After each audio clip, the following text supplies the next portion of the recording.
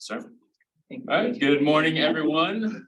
We're going to start the January 11th, 2023 meeting of the monthly meeting of the Montgomery County Planning Commission. Before we begin with the agenda, we're gonna postpone public comments for just a moment and cover the second item on the agenda first, and that's the election of officers. Beginning with the chair. Do I hear any nominations for chair? Yes, Nicole Klein.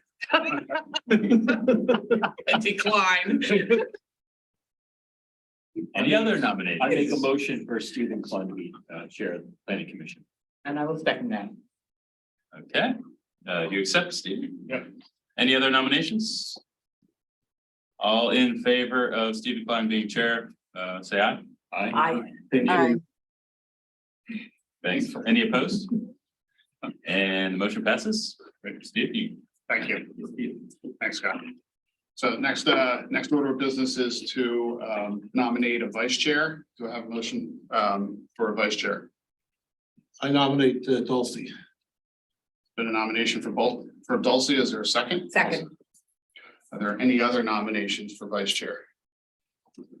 Seeing none, all those in favor for Dulcie to continue as vice chair, say aye. Aye. Thank you. Any opposed? None? Okay. And then I'll make a motion to appoint Scott France as secretary of the Montgomery County Planning Commission. Do I have a second? Second. Been moved and seconded. Is there any comments or questions on that motion? Seeing none, all those in favor, say aye. Aye. Any opposed? Great. Officers have been elected. Thank you. Are there any public comments as we go forward in the agenda? Any public comments? Any staff or public, I guess I should say. Are there anybody online? Karina? I don't see anybody saying anything. Okay. Seeing no public comment, are there any board comments? Mr. Chairman, I would like to make a comment. Mr. Chairman. Mr. Chairman. Wow. Mr. Chairman, in recognition of your re-election as chair, I was going to get you a gavel so you could keep us in line since we're so rowdy, but I found another present that I thought was appropriate. So in honor of your chairmanship. Back scratcher again. Back check off on the back. So supply swatter. It's special. It did take me 15 rounds to get there. It's the truth over flies. I think you Thank can you. us. I think that this will become a verb in handy. Multiple occasions. He's gonna SWAT us into order. That's right. So, I thought that was the appropriate amount of leverage for him. any other board comments? Jill? Anybody? Dulcie, that is so funny. Guys, I'm just sick and keeping my illness to myself here. Great. We appreciate that. But we miss you, Jill. I miss you too. Okay, so next up is a motion to approve the Montgomery County Planning Commission's regular monthly board meeting minutes from Wednesday, December 14th, 2022, excuse me. Do we have a motion? So moved. The move, do we have a second? Second. Are any comments or corrections on the meeting minutes? Jonathan? I just have two corrections on the first page. Paragraph that starts with clarity. Third to last line on the left. So should be two. There are so many programs that it's not best, it is best not to implement programs. And then at the end of that line, make us aware of programs we may be interested in exploring.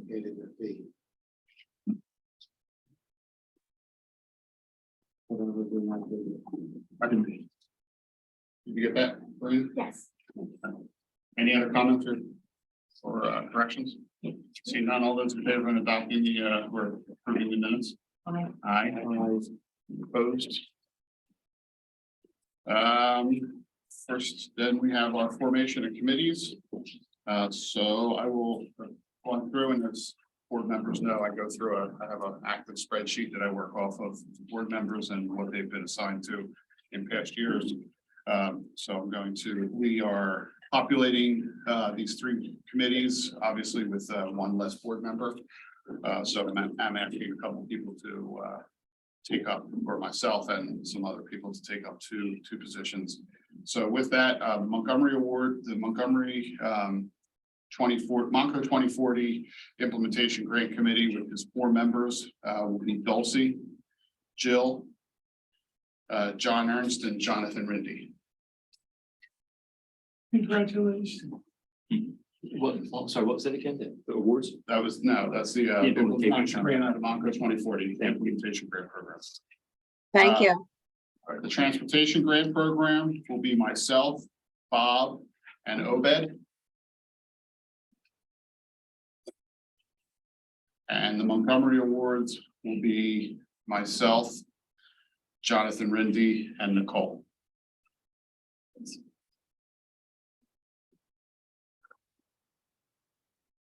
Okay. Got all that? Scott, yep, to Karina. And just as a point of timing, so the implementation grant committee will probably start to meet in March, April, something like that. April, Commission deadline is March 1st, so. sometime in April, May, in that area. Yeah, early April. Montco Awards, they usually meet in the summer, Usually in June, I did last week, I had the tour in June. early summer, and transportation grant will probably be late summer, early fall. Is that right, Matt? Yes. Mid-late. If for any reason during that period of time, more so to staff, if there's somebody that is unable to attend some of the meetings, should let me know, and I'll try to find another board member to attend. You want to make sure that we have the proper amount of each of these committees. Do we anticipate at this point that there will be a Zoom option for attending? Or is it too early to tell? Too early, I don't know. Well, not the Montgomery. Yeah, the Awards. Montgomery Yeah, Awards. on site. Sorry, I was thinking selfishly. The grant, I want the 2040 grant. We had over Zoom, okay, there's no reason to not keep doing. It is, we have like maybe 2 lengthy meetings to go over the application. Okay, great, thank you. It's generally in person, but I think we can do the hybrid option for this one. I think that was it on the committees, right? Anything else I need to bring up? Yes. Alrighty, so our first order of business is the Horsham Township Community Planning Update, and is Marley online? Marley's online, yeah. Right, I'm gonna. There's Marley. I recognize that background. Yeah. Let her finish her breakfast. Marley, that mural doesn't look completed. It always looks the same. You need to complete it. And it's always summer, wherever it is. That's nice. Always sunny. So Marley, and who else do we have? At Lubitz. There you go, Matt. Good. Yeah, morning, everyone. Yes, we're happy to be here this morning to give you a update on Horsham Township. They've signed a new long-term contract, 3-year contract with us starting last year, and this is the first full contract with Horsham Township in some time. Although we did do some individual projects for them back in 2015, 2016 on the business parks area. Next slide, please. 1 second, hold on. Try it again. Thanks. So Horsham, as you know, is a 17 square mile township in the northeastern part of the county that shares a long border with Bucks County. And a major thing that stands out when you look at the aerial, of course, is the former Willow Grove Naval Air Station. Can you point that out, Matt? Yep. Yeah, thanks. And as you know, in the early 2000s, the U.S. Navy declared 862 acres of this base as surplus. So the runways and buildings there are no longer used. the portion of the base closest to County Line Road, however, so about 150 acres, it's still actively used as the Horsham Air Guard Station. Next slide. On the existing land use map, you can see the distribution of land uses more clearly. So the township's about 42% residential and 23% commercial institutional, 20% open space and agriculture, and the big thing, 15% is currently classified as undeveloped. And of course, a big portion of that again is the Willow Grove Naval Air Station. So a closer look at that. This is the adopted redevelopment plan for the base from 2012. And it called for over 1,400 residential units of varying types and 2.3 million square feet of retail, office, entertainment, hotel space, as well as a regional recreation center, a school, and an expanded aviation museum. So the project we're embarking on to write a new township-wide comprehensive plan will not change what has been adopted redevelopment plan for the base, but it does take into account this plan in other aspects. The transportation connections, the new road connections are very much desired to kind of break up and reconnect this part of the township. The parks and trail connections and what was planned as a mixed-use town center is still very much desired by the community. But we'll also be thinking about the housing impacts of what's planned here. And a big thing we plan on doing is thinking more about the corridors that front on the redevelopment site, 611 and 463, major corridors that we want to make sure feel cohesive and connected in terms of multimodal connections and the like, as redevelopment would hopefully occur. So in short, it's definitely thinking about the base is definitely part of the comprehensive plan, but because it's still federally owned land, it follows a different planning and approval process that will be separate from this effort. And of course, a large scale implementation of this has been delayed in part due to the PFAS contamination that came to the forefront just a few years after the redevelopment plan was adopted. So, and now a quick look at some demographic trends we found in our research so far. This is just looking at population going back to 1930. So in 1930, Horsham Township was still a small agrarian community of just over 2,000 people. The township saw significant growth in the 50s and 60s with the air base first opened in 1942 as a small air base and then quickly grew, but also the construction of the turnpike and just general suburban housing development in the mid 20th century. However, the township's population has since leveled out, although we would expect another uptick potentially by 2030 with some major residential projects coming online or in the pipeline. Next slide. Could you go back one? Thanks. Which you can see predicted in TVRPC's population forecasts as well, that bump between 2020 and 2025. I think we're in the midst of with the projects that Matt will talk about in a minute. The TVRPC forecasts also taken into account that base redevelopment, but they pushed it back to 2040 and beyond in their forecast. Next slide now, thanks. So one more interesting demographic note I wanted to share. Horsham Township, like most every place, has seen a significant decline in the average household size, persons per household.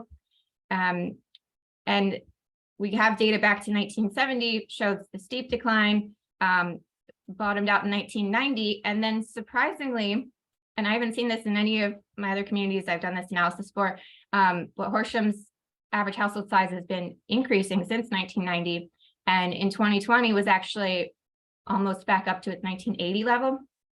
So we think this, based on some other factors as well, indicates renewed interest in families locating in Horsham, which is definitely something we'll be thinking about.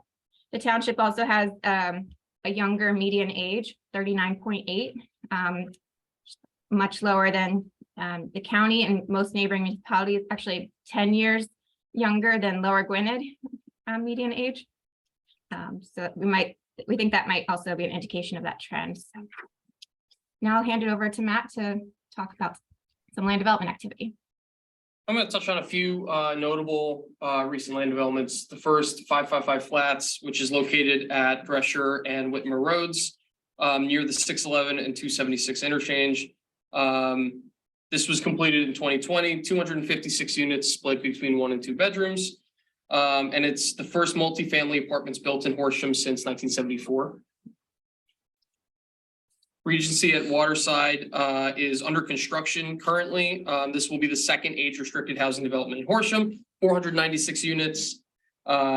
Most are single-family detached with a number of single-family attached dwellings as townhouses as well, including some other recreation and social facilities.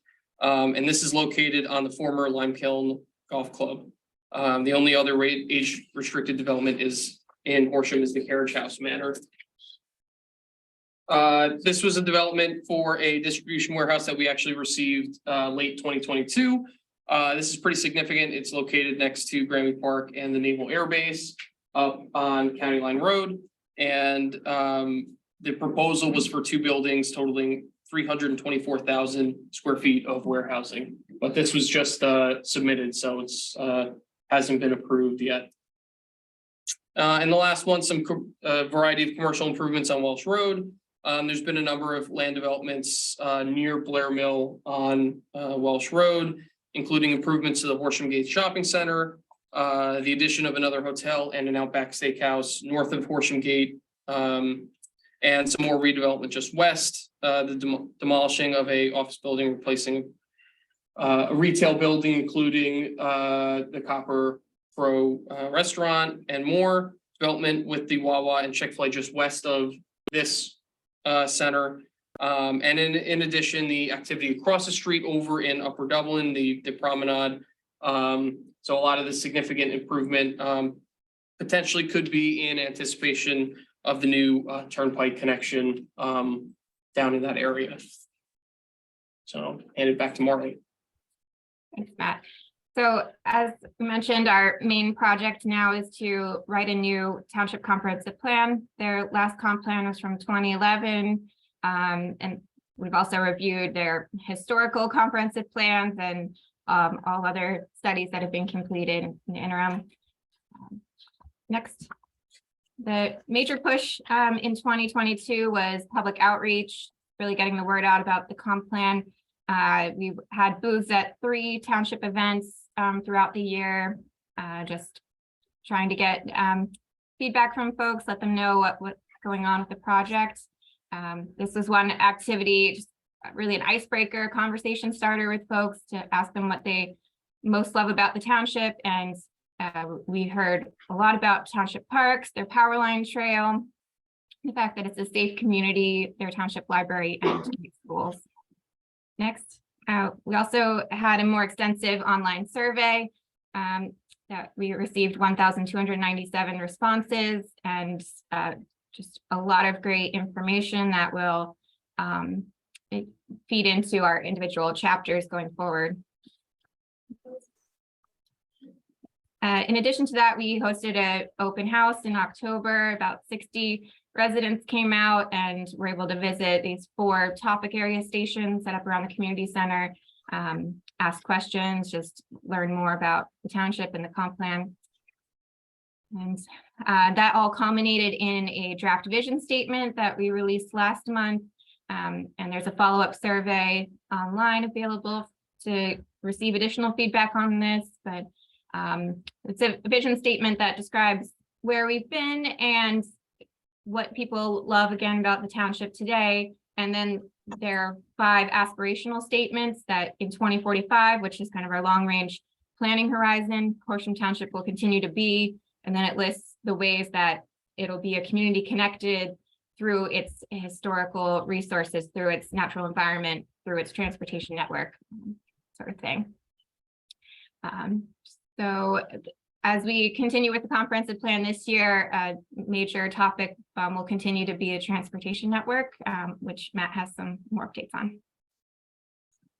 Sure, so this is the an outlook on the road network in Horsham. The blue are township-owned roads, where they're responsible for the maintenance. That's most of the roadway, but many of the higher traffic roads are PennDOT roads, 152, Core 63, 63, Blair Mill Road, are all PennDOT roads. The county owns and maintains 1.5 miles of roads, which includes Butler Pike down here, and then this one section of Horsham Road from Easton to Blair Mill.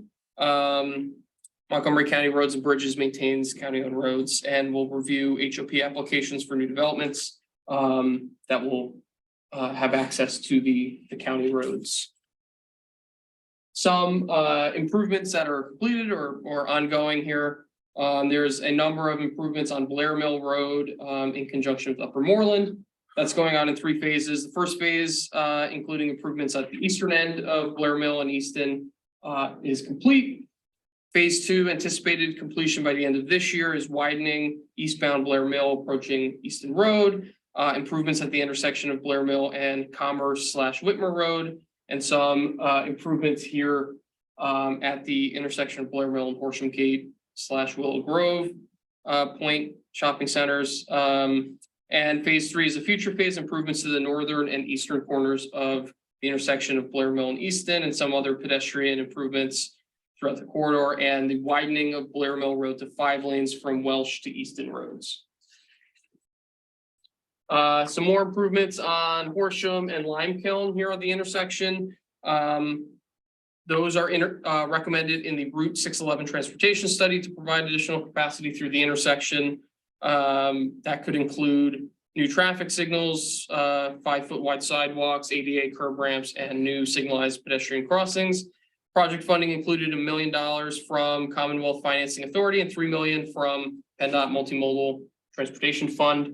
That would be upcoming if completed. And one thing that has been completed recently would be the Limekiln Pike bike lanes, which is 1.1 miles from Horsham Road to Tennis Avenue. That consists of an unprotected bike lane, which is what you see here. And then other parts contain only a Shero, which it is a street marking that indicates that cars and bikes are to share the roadway. And these were installed recently as part of the DVRPC PennDOT Connect's bike-friendly resurfacing program. And a couple other notable transportation improvement the Eastern Montco Interchanges Working Group, which started last year, where the county, Horsham Township, began partnering with a number of other local municipalities to create this group. And the purpose is to provide an ongoing opportunity for the municipalities, county, elected officials, property owners, other stakeholders to coordinate efforts on the creation of 3 planned Pennsylvania Turnpike interchanges on Virginia Drive, Welsh Road, and Willow Grove. And this is coming from the Turnpike Corridor Reinvestment Project. And then some other improvements to the adjacent roadway network. Additionally, the Montco Pike study, which is published in 2022. This was a study of 6 main county-owned corridors, which includes Butler Pike and Horsham. Presented a long-term vision for each of these corridors, and at Butler Pike, identified some issues such as safety and operational issues at the intersection, overall lack of connectivity for pedestrians and bicyclists. And some of the improvements at the intersection of Butler Pike and Welsh Road were identified as a high priority. Walkability is a huge priority of the Horsham Council and the Comp Plan Steering Committee. So thus it's a priority for us to address in our work. This is a map of the existing sidewalks in Horsham. And it creates buffers around important locations such as schools, the library, and parks to help us prioritize which sidewalk gaps we need to address first. One question for you. What municipalities are represented in the Eastern Montgomery County? county interchange worker. Yep, so I have County, Horsham, and then Abington, Hatboro, Upper Dublin, and Upper Moreland.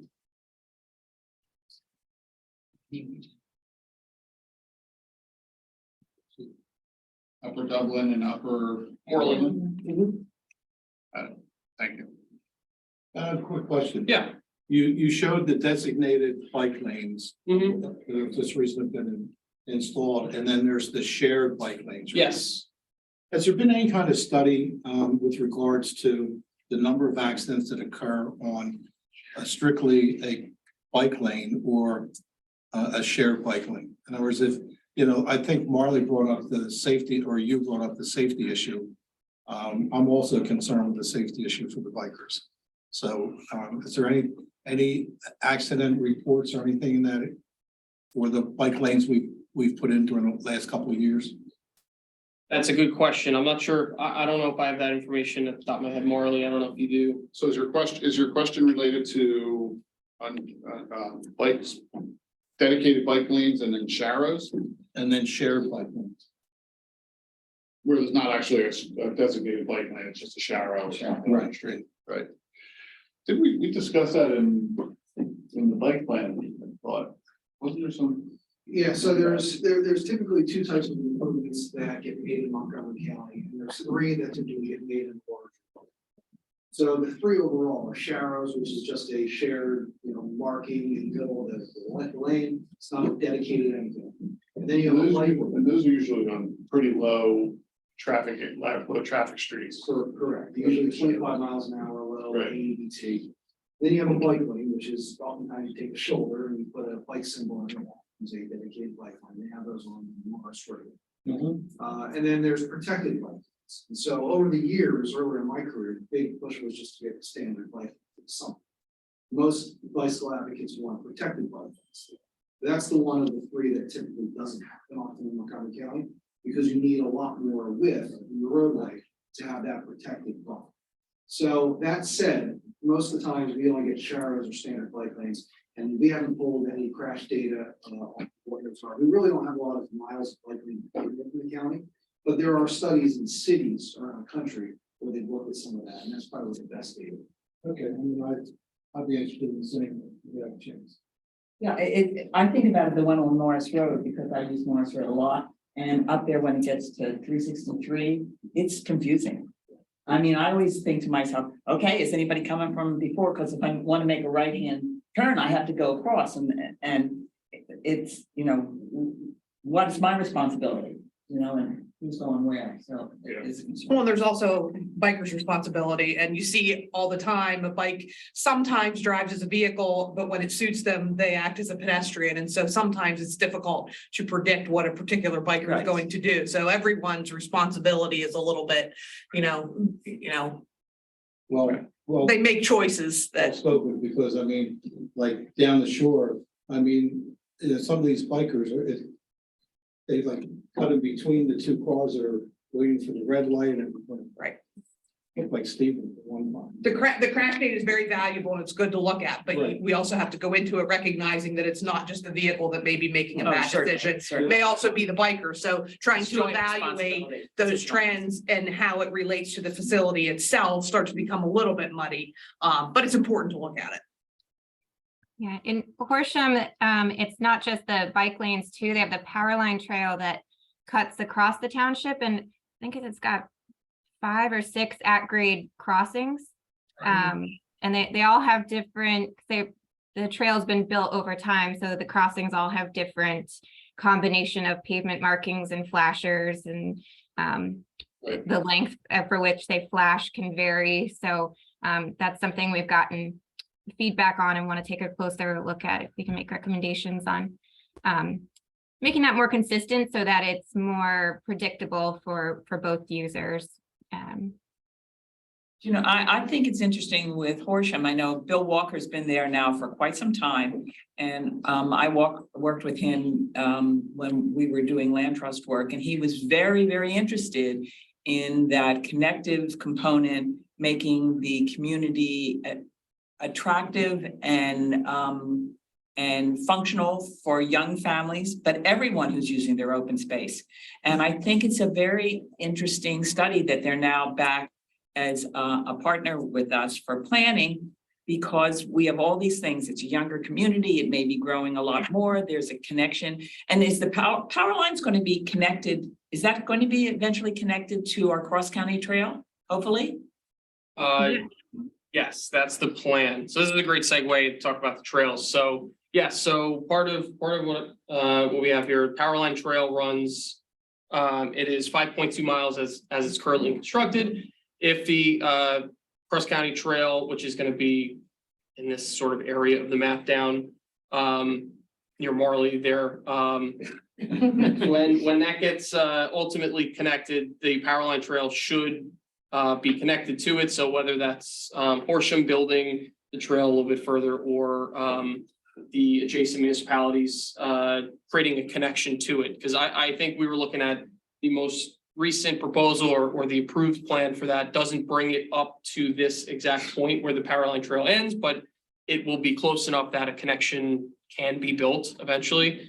So that'll connect this trail to the massive cross-county trail. So there are plans in the next couple of years to extend the Power Line Trail a little bit further to Lower State Road. That will, so that'll happen over the next couple of years, hopefully. There's a number of smaller trails throughout the township that run through a number of parks. We have identified the continued expansion of trails as an opportunity to connect with sidewalks, to create more connections, which has been, obviously something that we've been looking at, but something Horsham has been thinking about, obviously, for a number of years as well. Over 47% of respondents to our community survey indicated that they would visit park, community center, trail, or other recreation site if there were more sidewalk connections or bike lanes or things like that to get them there. There's nothing like your community telling you they want it. I get it happen. That's right. And Horsham, the steering committee council, they all seem this is a priority for them too. So it seems like it's just a matter of time and resources to get some of this stuff done. Taking a look at the trail network, Power Line Trail in a regional context, Power Line Trail, you see some of the planned or in progress extensions of the Power Line Trail or the extension of the Power Line Trail into Montgomery Township, and then also to the future cross-county trail. This is the connection through Montgomery Township. So what we've heard is that Horsham is willing to continue to extend the Power Line Trail to their boundary with Montgomery Township, but that's just a matter of Montgomery Township being ready to extend their trail to their boundary to meet. The connection to the cross-county trail. This would be like I was saying, this would require a little bit of an extension of the Power Line Trail to meet where the cross-county has been proposed, but that's a seemingly minor connection that can be made. Terms of contract, pretty standard contract that's going to extend through 2024. So first 2 years, 2022, 2023 will be are scheduled to work on the comp plan and get through the adoption of the comp plan. And then the final year, as usual, is planned for implementation of the comp plan and its recommendations.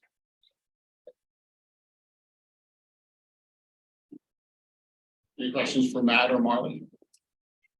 Other than a statement, congratulations on keeping Horsham.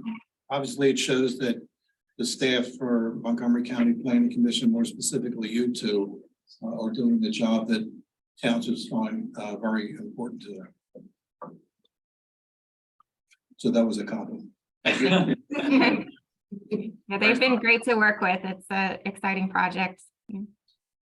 Yeah, a lot of transformation possible in Horsham over the next 5-10 years. So work you guys are doing now will create the fabric for that to occur properly. Any other comments or questions, board members? Jill? No comments. Thank you.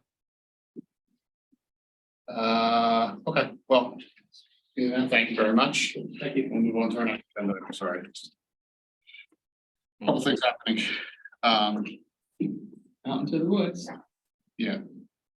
So we're gonna call on Eric and the Southford Township Planning and Zoning contract. Action item. Just very quick. So Salford, 3-year contract renewal, beginning January 1st of this year and through December 31st, 2025. Another feather in the cap for Matt. He is the planner for Salford. He took over about halfway through the year. And so he's been working with them for about 6-7 months, and they renewed the contract and hope to have him for another 3 years. It's a true kind of general flexible assistance contract. We attend their planning commissions each month. And they're constantly working through minor amendments to their saldo or their zoning. And then occasionally have a developer come in and some developer review process that we help with. So we're really there to provide planning support at their monthly planning commission meetings, and then any other ad hoc work that they might have. Recently, we did some work on their amendments for landscaping, outdoor lighting, and special events fireworks. And the contract costs are listed on the resolution. And so before we take anything from board members or anybody, we'll put the motion into.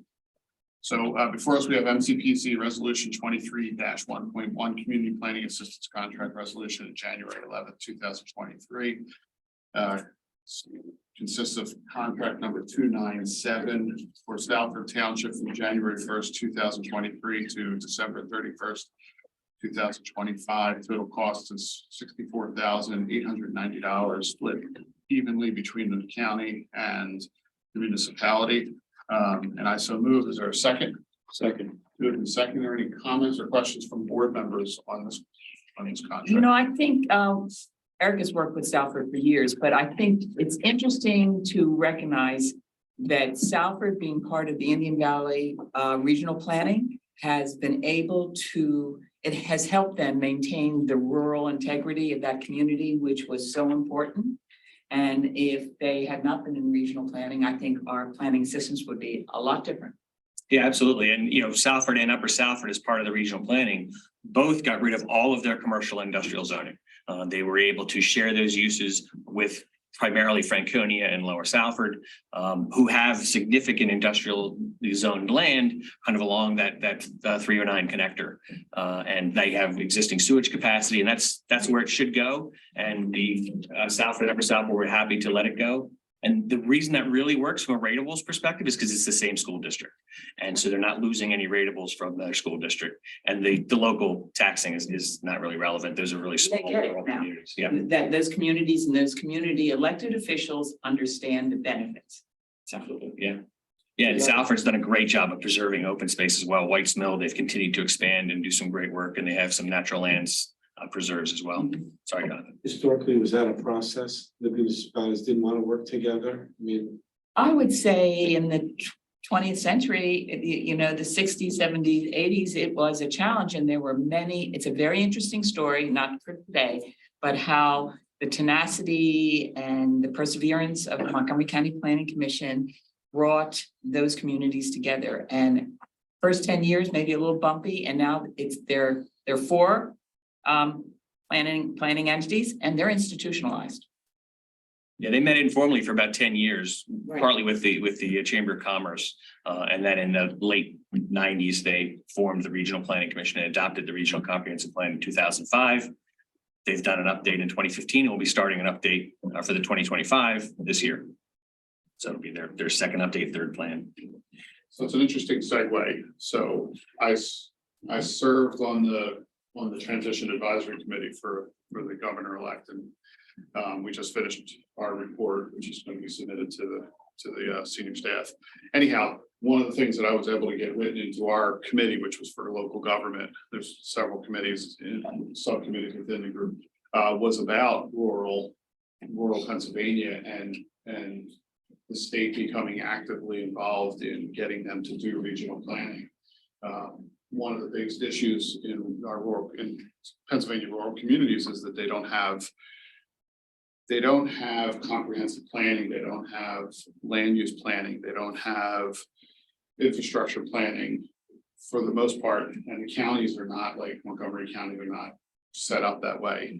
And because of that, they miss out on opportunities for grant funding for maintaining their way of life, not necessarily transforming, like, as I say this all the time, Potter County into Montgomery County. That's just not the goal here. But part of the reasons why I had that written into it, or proposed that to be written into it, and was adopted by our committee, was because of the regional planning efforts that we've done in Montgomery County. So hopefully get some legs. There's lots to be learned too, because we have 25, 30 years of, how we fly way into it, and, through the first years that were challenging into where we are now. And there's on the ground proof that it's been very, very beneficial. Yeah, just be the trick will be finding those carrots that'll work for the more rural communities. Right. That don't have the growth pressure that we have, and those shared kind of designated growth preservation areas. Right, and that's the trick. That's gonna be the trick. I don't want to get off base here, but that's gonna be the trick, is trying to convince them that the state government is not trying to transform them into suburbs of the city. That they want to maintain their way of life, their character of life, their land uses, but just to give them the ability to better maintain them and also secure them, so that they're not subjected to, unfettered development or Unexpected transformation of, utilities going through, or, that kind of stuff. So anyhow. Eric, do you think it's the shared school district that allowed them to come together? I think I'm just interested in why those poor municipalities decided to come together rather than do it on a watershed basis or a traffic corridor or something like that. Right. It's a shared school district. I think initially that was one of the congregating factors that we looked at in bringing communities together. And the fact that that's kind of the way Montgomery County is organized, like the Upper Perk is the same way. I mean, those 6 communities are all part of the Upper Perk School District. Hereford and Berks County is the 7th member of that school district. But the way the school districts are, it kind of lends itself to that thinking. When we get to Pottstown and Central Perk, those are multiple school districts, and those still work. They at times make the trading or the sharing of uses a little bit more complicated, because you are potentially losing ratables from your district, and we have to look at that a little bit more carefully. So in Upper Perk and Indian Valley, it makes the sharing of the uses a lot more straightforward. But no, it hasn't been an impediment when it's been multiple school districts either, because the land use benefits of sharing, particularly for high density, sort of trump everything else. Eric, what is the age group of the board of supervisors for these 3 municipalities? Has it changed over the years? Because I worked up in Southford and Frank County before. It was, like you're coming from deep south or something there. Yeah, it's changed pretty considerably. Speaking of Salford, all 3 of those supervisors that signed on to this initially are gone. 2 of them have actually passed away, and 1 has moved up to New England area. Franconia has seen a fair amount of turnover as well, but I think, like Dulcie said, it's really become institutionalized. I mean, the benefits have really been communicated down the line from supervisor to supervisor. And it's just something that's kind of part of their fabric of a community now. And they have seen the direct benefits of the focusing of the industrial, but also the growth boundary that has focused their residential development and reduced the need for them to expand community services into the rural resource areas, and save them a lot of money in that way. Thank you. So anyway, full disclosure, I contacted Karina earlier in the week. I said, is this Upper or Lower Southford? I had no idea there was even a Southford Township. Because I never interact with, in my colleagues, a township manager from Southford. Right. And I'm looking, there is none. There is no none. administrator, right? Yeah, Karen Landis is their administrator secretary. Yeah. I think One-stop shop, buddy. I said, wow. Which is why it's so important that we, they have a zoning officer and a part-time secretary administrator. And so they really, rely on our expertise at those planning commission meetings. It's not like the bureaucracy in In Lansdale, yeah. We can bog down, manage. They spend your salary on open space. Wow. How about that? Lansdale is part of the market on red tape, is that what it is? It is, yeah. Each to their own, but the reality is, that is what the key to regional planning is going there, listening, but hearing what the concerns are and building the trust from the people who are trying to help these communities. And building trust takes time and it takes experience. And it's the right people involved. Well, it takes time, but you have municipal elections every other year and things change. And that's part of the job. And it's a commitment from the municipality to want to do that too, because it could change every 4 years. Well, and the Exactly. key, I think the key is to try to understand that planning is not really a political tool. Hopefully, it's not being used as a political tool, and it's being used as an ability for a municipality or a county for that matter, to be able to maintain where they are and expand where they want to expand, as opposed to just imposing, different values on areas that are completely different. And that's what I think our community assistance contract does. It's, we listen to the municipalities, we listen to, in this case, a regional planning group, and we try to work within their ideas as opposed to trying to implement ideas that are not something they're looking to do, or impose something that they're not looking to do. That's been the blueprint with the regional plans in particular, is that, we really focus on it being a bottom-up approach. Because in that part of the county, there's always, that concern about, Montgomery County, Norristown forcing something on. Yeah, and so, every 10 years, we have these discussions with them. Right now in the Upper Perk, as we're working through the comp plan update there, we're focusing on future land use right now. And I'm going out to every council and governing body and having a meeting with them, trying to make sure that we understand what their goals are for the next 10 years, looking at the current future land use, what changes do you anticipate? Do you want to make any? And just to have those discussions, and those are with different, governing bodies every 10 years. So that kind of brings it back to the forefront for them and renews their understanding of the value. Right. And I think that's what makes it successful, as opposed to, coming in with preconceived ideas as to how you're going to change that. This is the Or how you're going to, how their life should be better, or how their area should be better, as opposed to listening what you just said. And it's not surprising, I guess, to us that, good planning is good planning, whether it's sort of initiated by the community or by us here. And it overlaps considerably in terms of what we've recommended in our county comprehensive plan and where the municipalities kind of end up as we take them through the process of thinking about it. Okay. Any comments from staff, public, anybody else? All those in favor for the resolution, say aye. Aye. Any opposed? Seeing none, we'll move on. Just real quick on the update. So we have 5 left. We received Collegeville's yesterday. Hatboro is approved and signed. We're just waiting to receive it. Abington is going to be considered at the January Board of Commissioners. North Wales is going to be at the January Council. And I was able to have a conversation with Worcester. We're able to renew a small contract with them. They have a new assistant manager who's actually has a background in planning, who's going to be taking some of the more primary planning responsibilities slowly over this year. So we might help her transition into that position and just be there on an ad hoc basis moving forward. Your foot in the door there. They have that proposal. I haven't heard back a commitment yet, but Collegeville, Hatboro, Abington, Worcester, and who was the 5th? Yes. North Wales. They also have a new manager up there in Worcester. yes, yeah, I met with both of them last week. Okay, Thanks.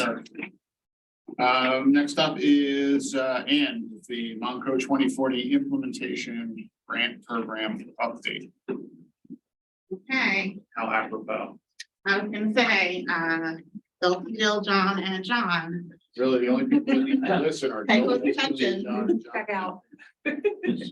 Nicole, Bob, and me can fall asleep. It's taking this time. Opening up, so.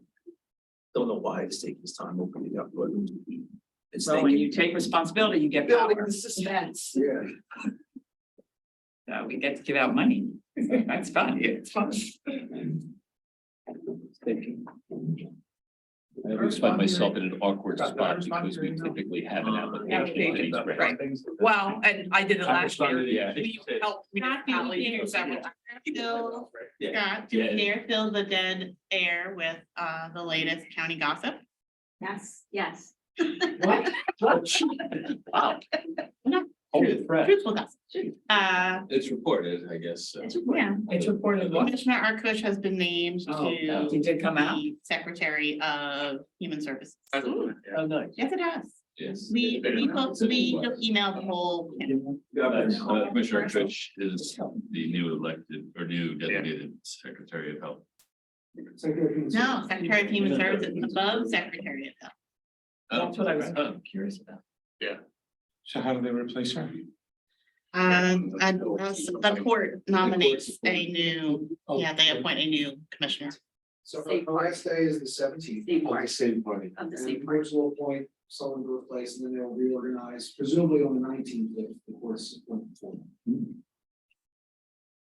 Never a dull moment around here. We're a hotbed for stealing. Come and steal from us.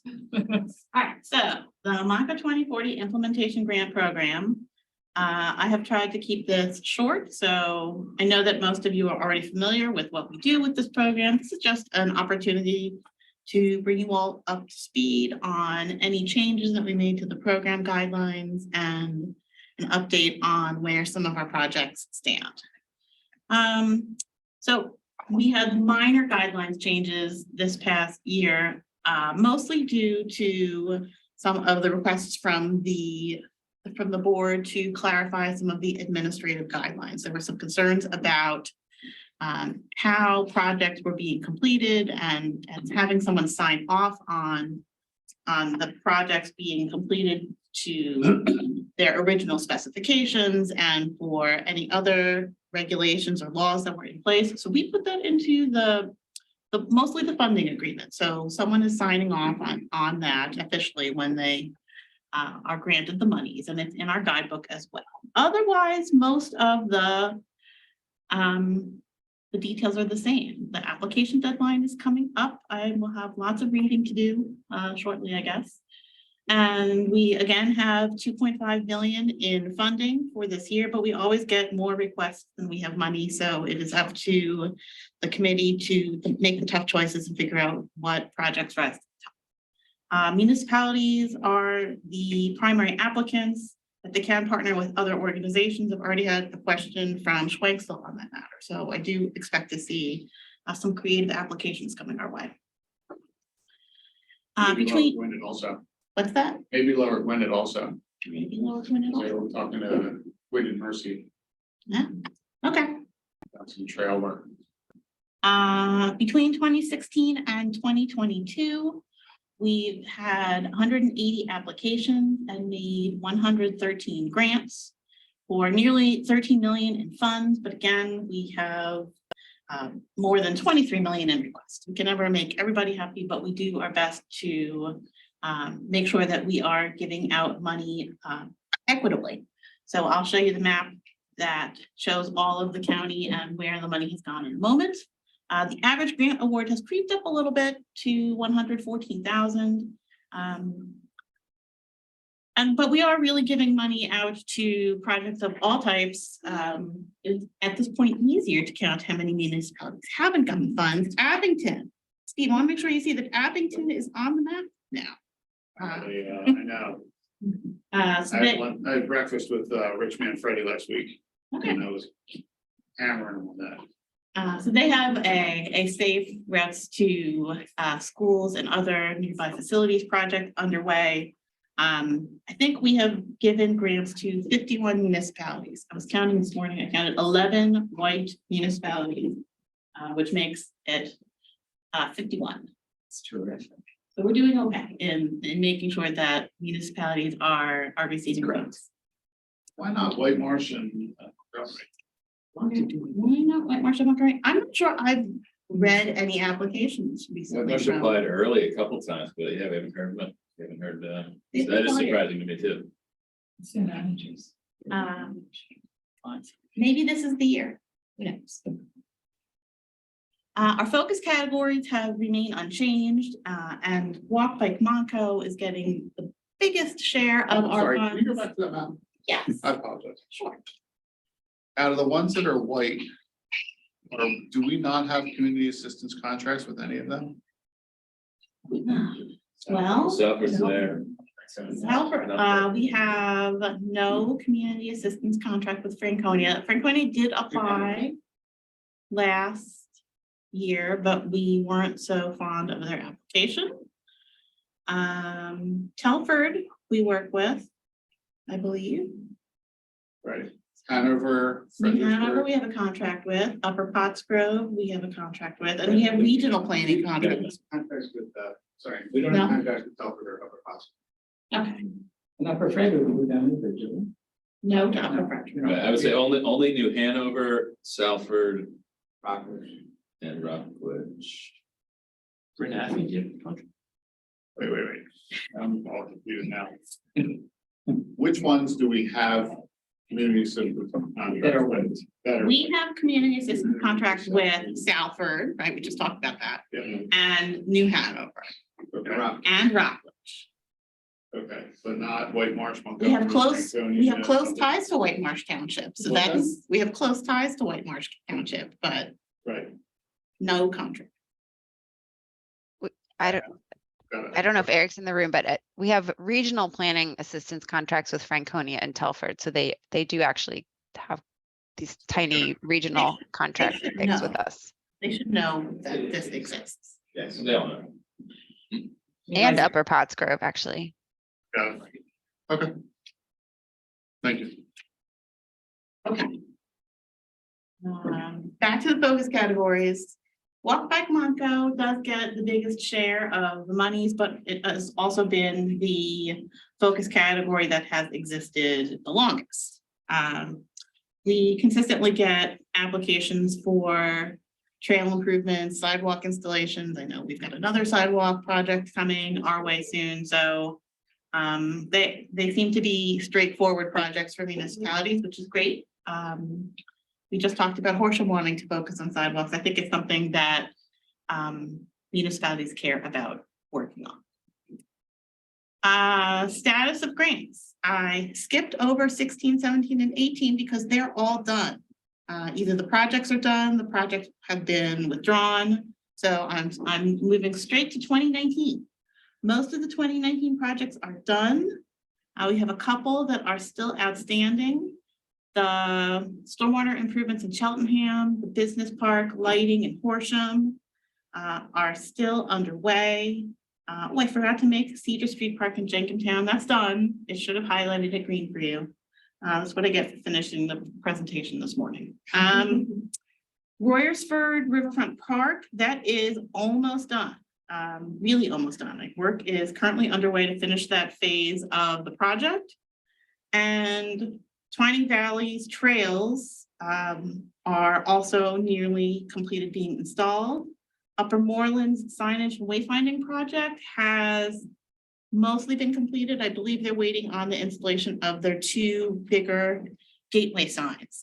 You just approved an extension for that funding to make sure that they didn't lose the funding. So they're almost all of these are almost all done. 2020 projects, again, a lot of these have been completed.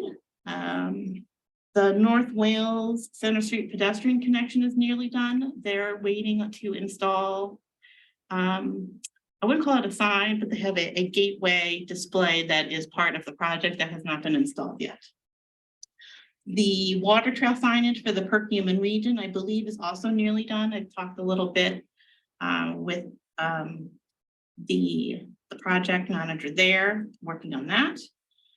Bridgeport sidewalk installation is complete. That's newly done. Mermaid Park, I went there the other week. That looks great. We funded some of the stream deck restoration there. And that is complete. And some of the things that are almost done or have gotten extensions are noted on the right-hand column. And some of the projects, I believe, are kind of about ready to begin, like Royersford's Trestle Bridge, that's waiting for the trail and park project to finish up before that can start, but that is queued up and ready to go. Also, Upper Marion's First Avenue Linear Park is underway as well. I have pictures of some of these things to show you as well. 2021 grant awards, some of these are complete. Amblers, Knight Park Community Garden looks great. I went there over the summer. It is a really nice addition to the park. I know we had some doubts about it, but it looks great. And I was pleased to see it looking so nice. Limerick's done with its Pico Trail extension. And Norristown finished the Arch Street Greenway. These were gap funds that we gave to them to finish the project. Several of these projects you have approved extensions or changes in scope recently. So I noted that on the right-hand column. For example, the second phase of Twining Valley was going to be a graduated bike park, a combo of a bike playground and a pump track. That's been scaled back a little bit. Lansdale has bathroom improvements that are pending. Yeah, And we're looking at removing the approved bathroom facility, which was like a compost, non-waterless. you were going with a waterless bathroom, and now we are instead providing funds for the line to be installed. We're looking at installed between the bathroom and the composting. I think water would give us more flexibility. This way you can have a clean bathroom opposed to a unclean Water there to clean. it. waterless bathroom. So it's like, yeah, let's get water there, make a more permanent structure. It gives us the ability to clean the playground that we just got an award for. Gives us flexibility for using the new pavilion that we got money for maybe a beer garden, and it just. Make it more comfortable for people. More permanent. More. Got it. Other things worth mentioning here, Mount Kirk Park in Worcester, that's nearly complete. I drove past there recently. And we all saw the Park to Perkium and Trail project in Upper Salford It's during fabulous. the board tour recently. We didn't quite make it onto the trail for a walk, but it looks great.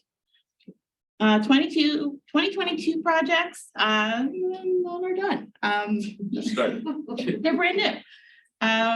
Other than Upper Salford's Park to Perkium and Trail, which received some gap funding, and the zip ramp project, which we provided funds for purchase of the land. So I don't have anything to show you, but I believe the zip ramp project is moving forward. So 2020, recently completed projects. So we've got all sorts of things to show. This is the Memorial Park sidewalk project in Bridgeport.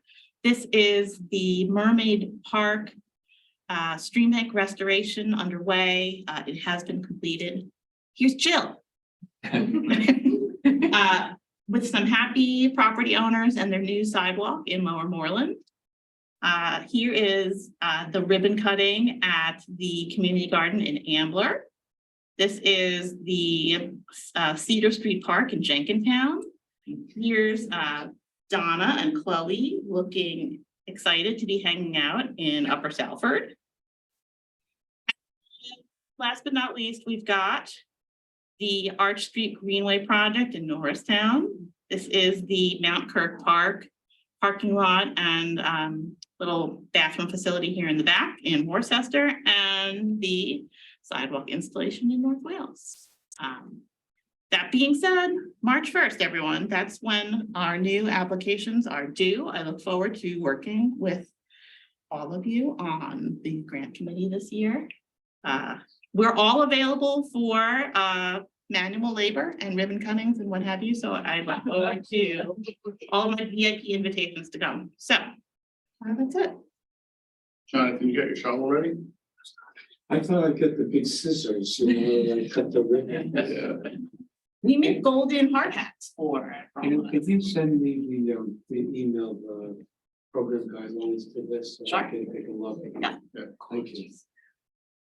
Any questions for Ann before we let her go? Jill, anything? Good job, Ann. I'm happy with my assignment. This is a fun one. Okay, thanks, Ann. Thank you. Next up is Lansdale. Lansdale again. Community planning update. I am so sick of this place. Here's Lansdale. The gift they give. Call on Mike. Hey, no, Mike. Good, how's it going? Good. You don't like. How you doing, John? Good New Year.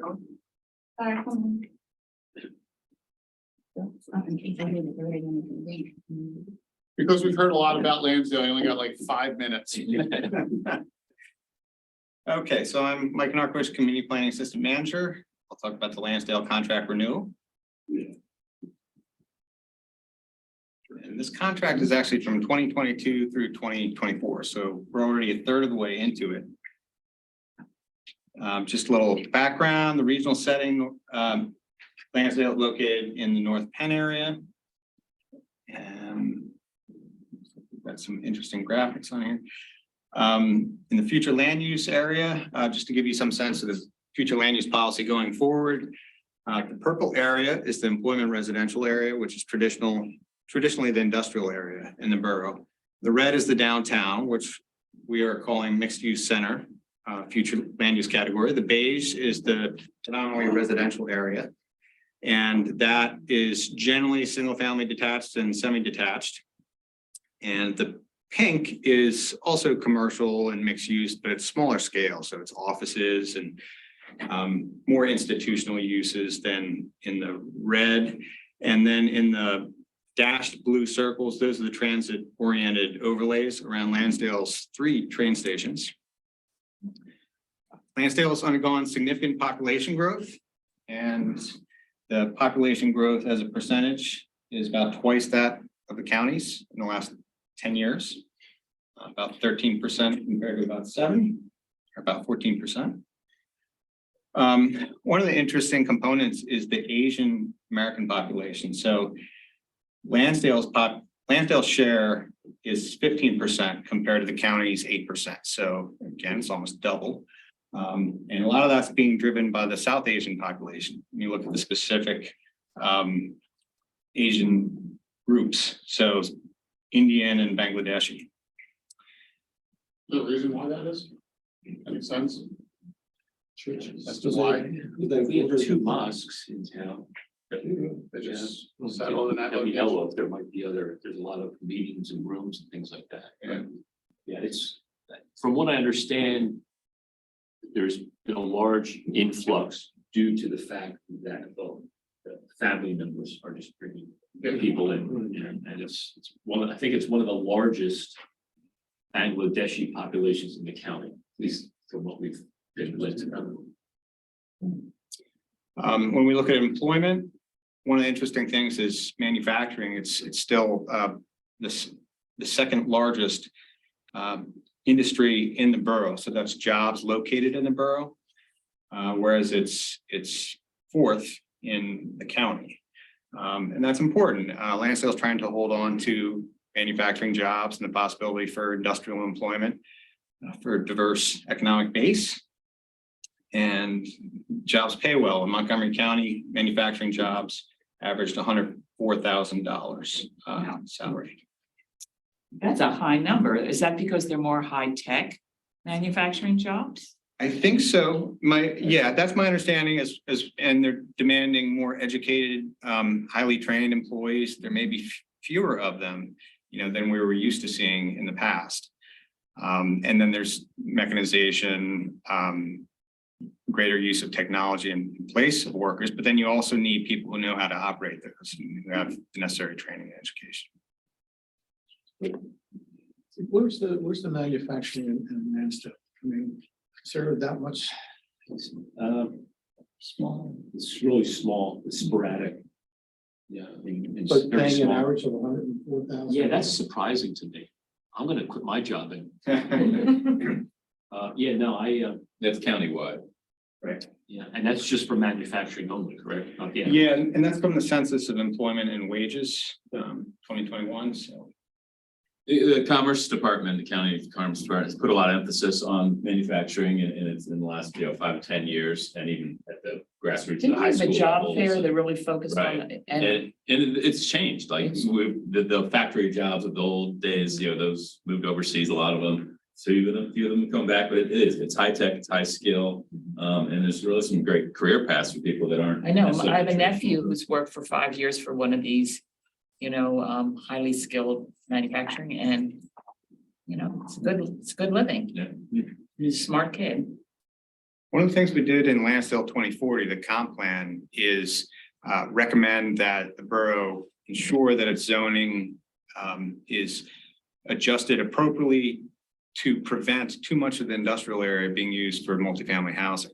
Because about 10 years ago, an amendment came in which allowed for large mixed-use developments on tracts of 10 acres or more. So, so we want to preserve that deployment base.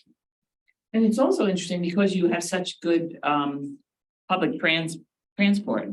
You can have manufacturing in Lansdale and people can live other places and get there. Yeah, that's been part of the land development conversations for proposals at 501 North Cannon. We got a proposal for probably the first high bay warehouse in the county in Lansdale. And they had proposed 120-foot tall buildings. And so a lot of these proposals talk about the proximity to the train station, the new 9th Street substation. So work completed in the past contract, 2019 to 22, is the comp plan, and a few of the significant recommendations include strengthening zoning for the downtown to make it walkable and mixed use. We were the first comp plan in the county to include a diversity, equity, inclusion chapter. So we had a subcommittee on that, and so we plan seriously address that.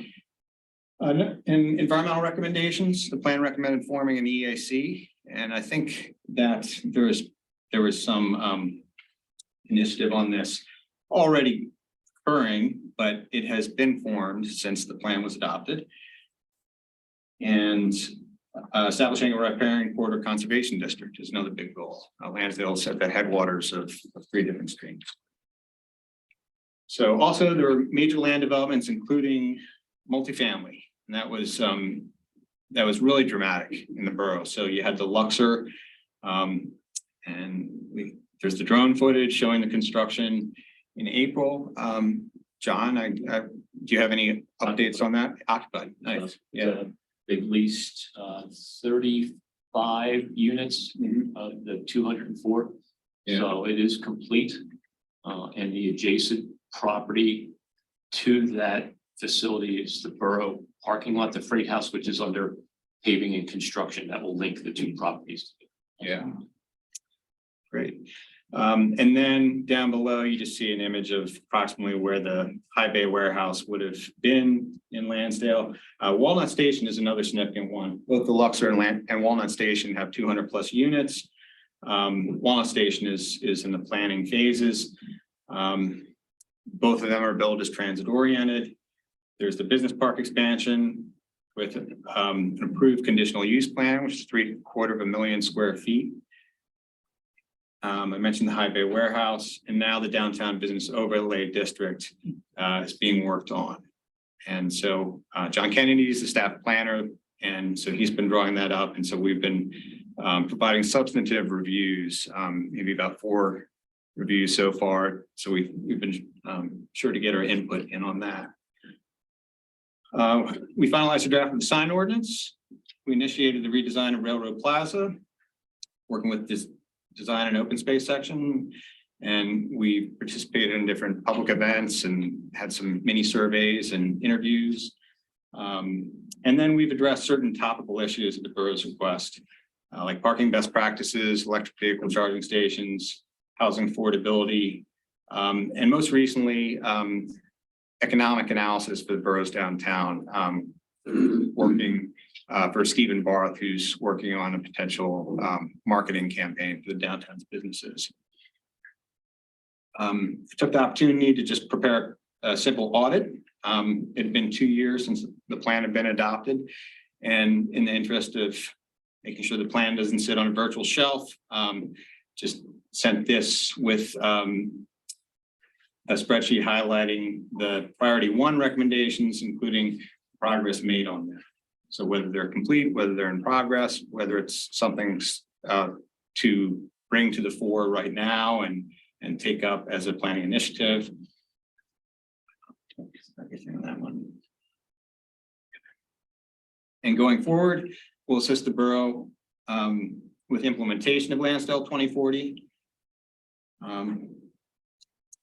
Strengthening design requirements for large mixed dwelling residential developments. So I mentioned before how zoning ordinance about 10 years ago allowed for the multifamily mixed use in the industrial district. And so our design section is part of that Lansdale 2040 plan. Prepare the image in the upper right showing what it might look like currently near the train station if that was developed, just in a very simple model. Incentivizing renewable energy and green buildings, creating an official map. And we'll complete the redesign of Railroad Plaza, support the adoption of the sign ordinance, and conduct a parking and circulation study for Morris Road Park. So it's a fairly large contract. It's 5 planner days per month. 12 night meetings, and Lansdale share is $70,686. Questions? Any questions for Michael and Lansdale? I have a question for Mike and John. You know, 20 years ago, I was telling folks, some young people that were looking for locations to move about Lansdale because you had such great housing stock and you also had transportation. How have the prices for housing changed in the past 10 years with all the? It's like everybody else. It's gone through the roof. It really has. Yeah. It's, you know, my son is trying to buy in the neighborhood he grew up in. It's just, and that's just like everybody in the country, I guess, you know, it is in that same spot. It's a big driver of the issue, and that those places which used to be your starter home places and That's you get older lovely. housing, even those are out of reach in some cases. Well, that would be interesting with some of the discussion that we talked about the population demographics. You know, we talked in the previous presentation about, you know, number of people per household. There are certain demographics that tend to have those more people per household. And I think the Asian community is one of those. And we talked about some of the influences on that population growth in those demographics. And I would expect that if we were to look at that, you know, piece of the demographic puzzle, we may find an increase in the number of people per household related to that, you know, growth in the Asian population. in the borough. And we find that based on complaints about parking. Mhm. Yeah. You know, suddenly More you cars get- per household, more people. Suddenly you get more people Mhm. and complaints where people used to be able to park and now they can't because suddenly there's all these cars. And also, so many of our high school kids have cars because they Sure. have jobs. Yeah. So it's like. Is there a provision in Lansdale for affordable housing in the zoning ordinance or anything? No. Not yet. Does that seem to be an issue like you're seeing?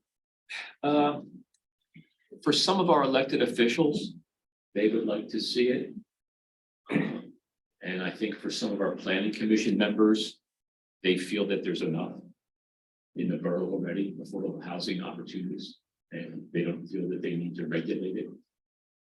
What's considered affordable housing by their standards? Well, there's a By who's the definition. planning commission standards? There's a definition under HUD. Yeah, I think there is a definition. I don't know the specifics of it. That was another recommendation that we talked about in the transition was the MPC requiring a land use requirement for affordable housing. But it does speak to what is people's opinion and perception? Is it really based on that definition or is it based on their own definition? Exactly. It's a mix. Exactly. You know, when you start to think about affordable housing, at least in my opinion, you start to realize that it's the teachers and the police officers and Workforce people housing. who can't afford Workforce to live. housing. Yeah. Yeah, that's makes it. It's not the subsidized housing. Right. that Right. Maybe we knew of 15, 20 years ago. It's The workforce problem housing. is, the problem that you're gonna see, you're seeing in Lansdale is the units that are going up are everything but affordable. Right, So, exactly. you know, Rental or. and that has a domino effect in most communities is that it catches on and, you know, the housing next to it, next to those apartment buildings, their value goes up. Right. And so on, and then it just, you know, starts to see redevelopment, transformation in neighborhoods, then you price people out, so. The median sales prices are still less than surrounding townships, of course, but you have to look at the building footprint and the age of the housing generally. Right. So, yeah, that's an issue. And we looked at that with the study of how much how much the rents are, how much the housing prices are, how many renters are paying, our cost burden, paying greater than 30% of their income for housing costs. And it was, I mean, Lansdale was maybe a little below the average for the surrounding area, but again, that's comparing to both boroughs and townships. It is one of the concerns about TOD development is that it takes over the lands that were traditionally occupied by workforce that needed to use public transportation, and it was affordable housing around transportation areas. And some of that is being redeveloped into, you know, higher rent or higher cost housing around those public transportation networks, and for pushing the workforce away from them and making it more difficult and more, whereas their housing might be, their house, as they move further away, not only is their housing becoming more expensive, but their ability to travel to work more expensive. Transportation costs in general. So, Yeah, we've got that with Madison and Lansdale Station, and the Luxor very close to the train. So those two communities actually didn't really take over old housing. If you look at the Right, land. right. Industrial areas. no, I don't know, but it goes back there, because it was, but maybe that took over a couple, but that, I can see that being a trend, Steve, as you mentioned it. I'm just thinking that those two examples from Lansdale don't quite meet that trend. Yeah, no, but they occupy area we're which talking about might, what could potentially happen. Yes, Right. exactly. Because might otherwise go there. the value of those apartments and the neighborhoods immediately surrounding them. So. Anyway, All right. any other questions for Mike or? Okay. I have a quick question. John, are you still seeing a lot of work from home in Lansdale? Yes. Yeah, I think, at least in my opinion, what we're hearing is that work from home is here to stay. And I think a lot of employers are adjusting their work model, because it's becoming a component of the interview process for hiring employees. You know, employees are looking for that option to work from home. And employers need to adjust to that in order to get qualified candidates. So, which for us then creates those parking challenges that we traditionally didn't have to worry about during the day, because those who went to work took their cars off the streets, and those people coming into the borough during the day could use those spaces. So that the reverse is happening. So yes. It changes a lot of the approaches, as John mentioned, but the fact we have these places, the central business districts is now a popular term, is central activity districts, where we're not just, it's not just where everyone's going to work, but where a lot is still happening and drawing people.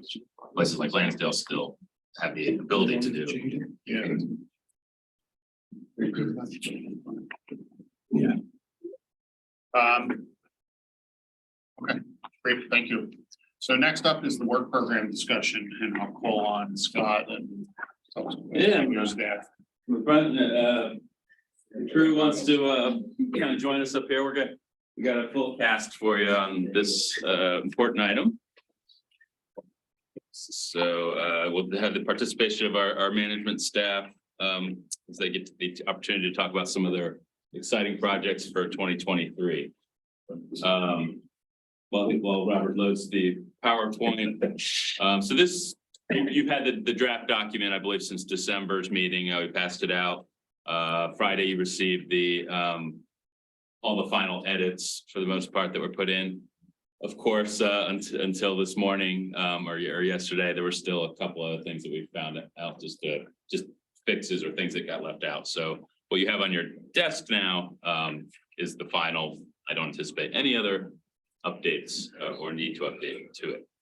Last year, as you know, we revamped the work program structure and approach in a lot of positive ways, I hope. I think it was very helpful to us as staff over the last year, working within it, coordinating on a weekly and bi-weekly basis with our different sections, and the mid-year progress update was also helpful, which we shared with the board. So we're going to kind of just be able to recap that very quickly as I go through the initial background here, and then give you a taste, an update of some of the more important things that are in it.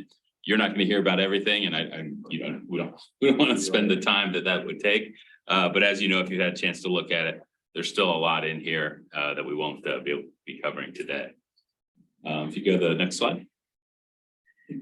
Clicker. Oh, okay. So we always begin again with our most important resource, our staff. This is our organization structure. It, for the most part, has not changed in terms of structure. A couple of the names certainly have them. And we do have the vacant positions noted here that are, as of December, are currently unfilled and seeking to be filled. We have 44 staff positions on record that's within the budget and accounted for and looking to fill. So again, the structure that we updated last year was the big purpose was to really make it an issue-based approach and to identify where the needs are, what issues we needed to tackle around the central organization, not just looking at what each section has on their plate or next up to do. So this begins with the focus topics, and we created these last year. These are a number of topics and issues that we'll go into a little detail on each of them after these slides. But we did update them this year a little bit. A couple of them had name changes. For the most part, the organization, the projects within, and the types of projects are still very consistent with what you saw last year. For example, though, the biggest change, we took Better Built Environment and we renamed that Placemaking to really get to more of the design element and some of the confusion, I think, that came out of that previous title. Another big purpose of revamping the names a little bit, we're looking to have greater synergy with the website. And one of the projects you'll hear about within this is restructuring, reorganizing the website in a more user-friendly and issue-based manner. And so these terms, I think, are going to cross over and be utilized within that structure of the website. And we'll ultimately get to more consistency, I think, in how we address the work with ourselves and with the public. The other change, environmental resiliency, was climate change, resiliency and sustainability last year. We tightened that up, and I think we got to the same point, and not just climate change being front and center, but obviously being a big part of it. And then effective growth and preservation, the third one, we added preservation within our definition last year. We emphasized that the kind of yin to the yang of growth is preservation while you grow, and the important issues within that, but we felt that needed to be in the title as well to be more clear. And the rest actually of the change doesn't change. County trail networks, we added county trail networks, just again, for clarity's sake. The others are the same as last year. And then beyond the focus topics, there's still lots of major work, both in terms, well, you can see them there. These are what we call our signature initiatives. They're kind of institutionalized in big projects or plans that we work on over several years, or programs such as the open space program, the farmland preservation program, where there are boards also dedicated and created to that work. And then our planning education series. And we no longer have ARPA funding as the sixth one there, but IIJA is, as we discussed last month, is still a important and large time consuming occupant of our work. And then in core functions, not to be overlooked, because so much happens on a daily basis. In the report, there's 3 or 4 pages of detailed items, just as a reminder of all the things that we do, as is our responsibility, as all of our staff participate in. And it can be as important as a 247 reviews, which we all know are critical to having our voices heard and making change in the county, to the processing and the responsibilities that we have either from the state or from the county as far as administration goes. And then lastly, we also have a section on our community planning contracts, as we've talked about some today. It's our largest section with 11 planners, and some of those projects you hear about within the context of the focus topics, but there's a lot more that we're doing that our planners are working on, every day and every week for their communities, and have that indirect impact that you don't always see or know about, but then you see the results through our communities. So we definitely dedicated an overview to the work that happens within that section. I'm only going to bring this up at the beginning. Last year, we kind of got into it with each focus topic, but we're still under the 2040 County Comprehensive Plan, and that's the 3 themes of connected communities, sustainable places, and vibrant economy.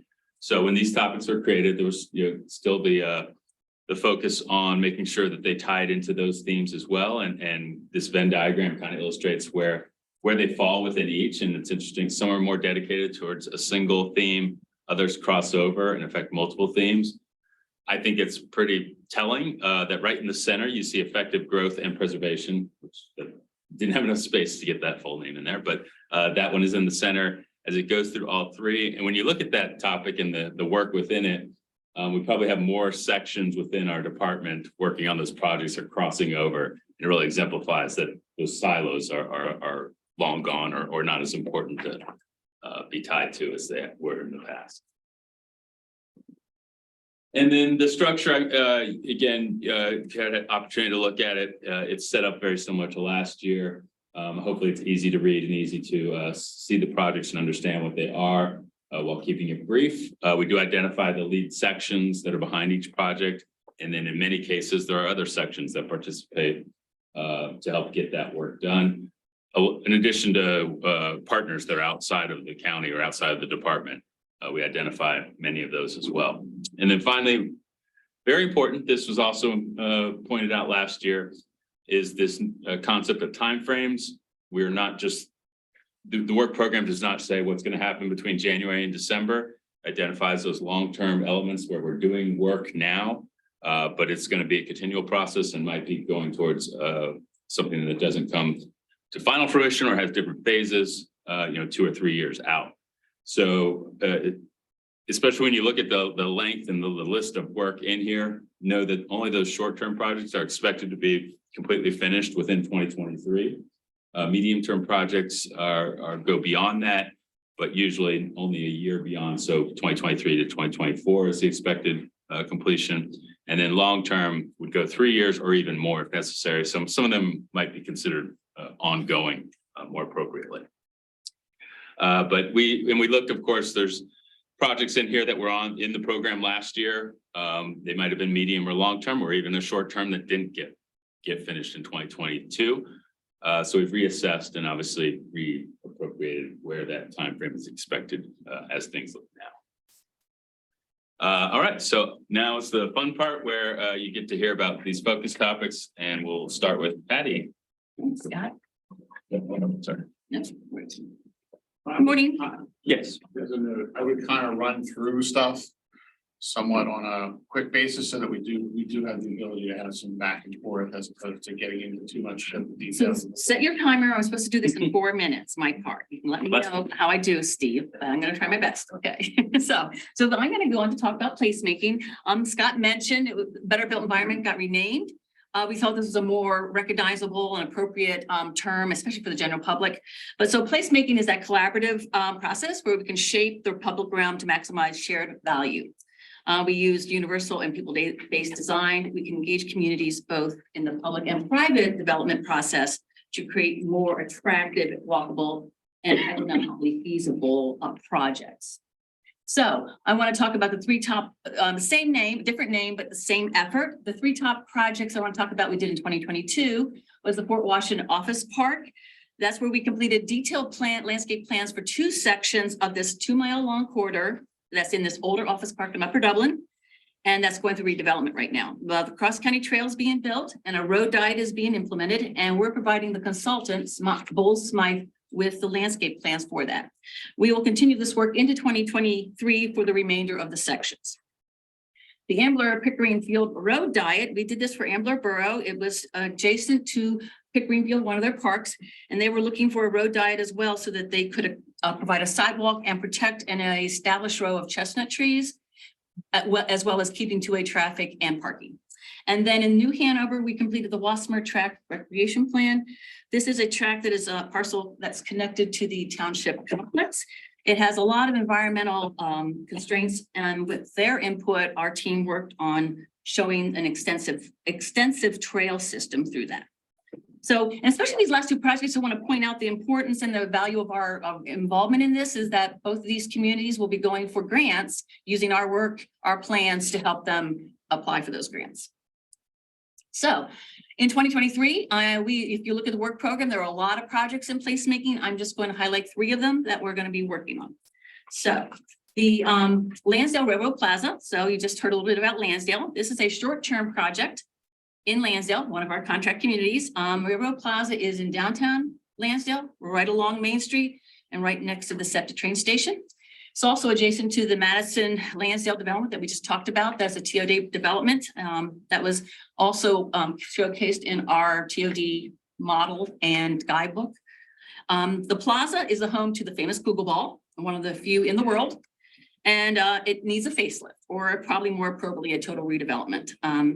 We've completed public input at this point, and we're hoping to meet with the borough staff later this month to discuss some concepts for updating this space to make it more flexible, but still ensuring this role is a critical part of all of the public events that happen in Lansdale, such as First Friday. It's a really key place. Second one I want to highlight is the Lower Merion and Narberth Active Transportation Plan. This is a medium-term project, so it could take up to 2 years. And it's again in 2 of our contract communities, 2 contract communities.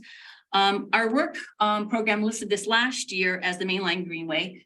However, last year, neither community really was prepared to go forward with it, but that has now changed, and we've already met with Lower Merion to kick this off.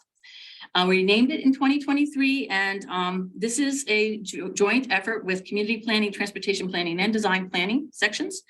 And we're going to prepare this active transportation plan for these 2 communities. The plan will integrate Lower Merion's recent planning efforts for the Mainline Greenway low stress bike route, as well as the township's sidewalk gap analysis. There'll be trail planning, a TMD, their TMD policy, and more. And the overall goal is identifying how to adapt suburban transportation infrastructure to be more multimodal. And given the name, you might ask why it's in placemaking and not in transportation evolution. Good question. It does bridge that gap though, and we feel that this is more than just making those connections, but this plan has the opportunity to create and connect destinations such as Penn Landing, one of our 2022 Montgomery Award winners. And the third thing I want to highlight is the model Saldo. So this is an agency-inspired project. Our current model Saldo is from 2012, and our model landscape ordinance is from 1993. So we thought it was time for an update. The work's being led by the design planning and community planning sections, but will involve all sections of the agency. We did start this past year with the model landscape ordinance and hope to complete that portion this year.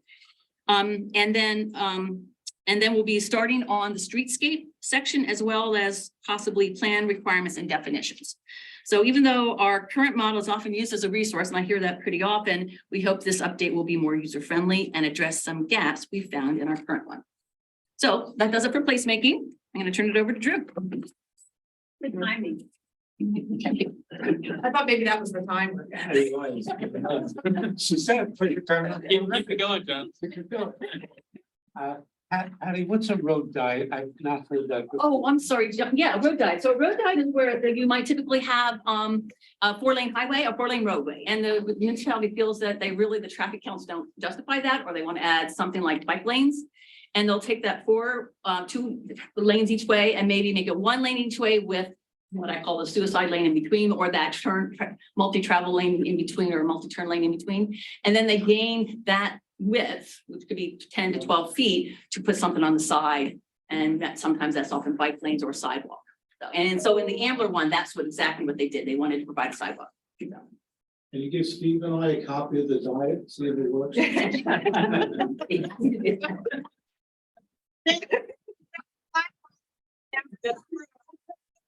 It's an appropriate use. Okay, I'm gonna. We need a motion. I don't have to be a party to it. All right, well, good morning, everyone. And as you heard, we have a slight name change for the environmental side of things, the environmental resiliency. The name change was made in recognition of the county and municipalities' need to address, to prepare for and respond to the impacts of a changing environment, and that includes climate change, but more. Climate change and the associated flooding, severe weather, heat islands, et cetera, all the other impacts, they affect us all, although they affect some parts of our communities differently than others.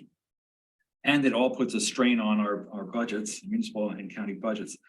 Energy systems are changing as well. And the various regulatory programs are changing too. And we have to keep up to date with all of them. This focus topic involves working with our municipalities and the neighboring counties to respond to these changes and challenges by developing equitable tools that we can use that use our resources that are available now without diminishing our ability to respond to future challenges. Just want to touch on 3 top achievements. There's many in the plan, in the work program. I hope you'll look at all of them.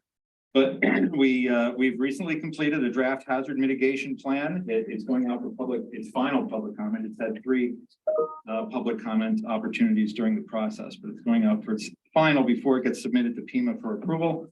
And we're seeing some implementation projects already, such as this elevating this twin in Montclair. I'm sure you've seen some other elevation projects going on in Montgomery County, where elevation is not possible. Sometimes there's been acquisition and demolition, but it's all in conformance with the hazard mitigation plan.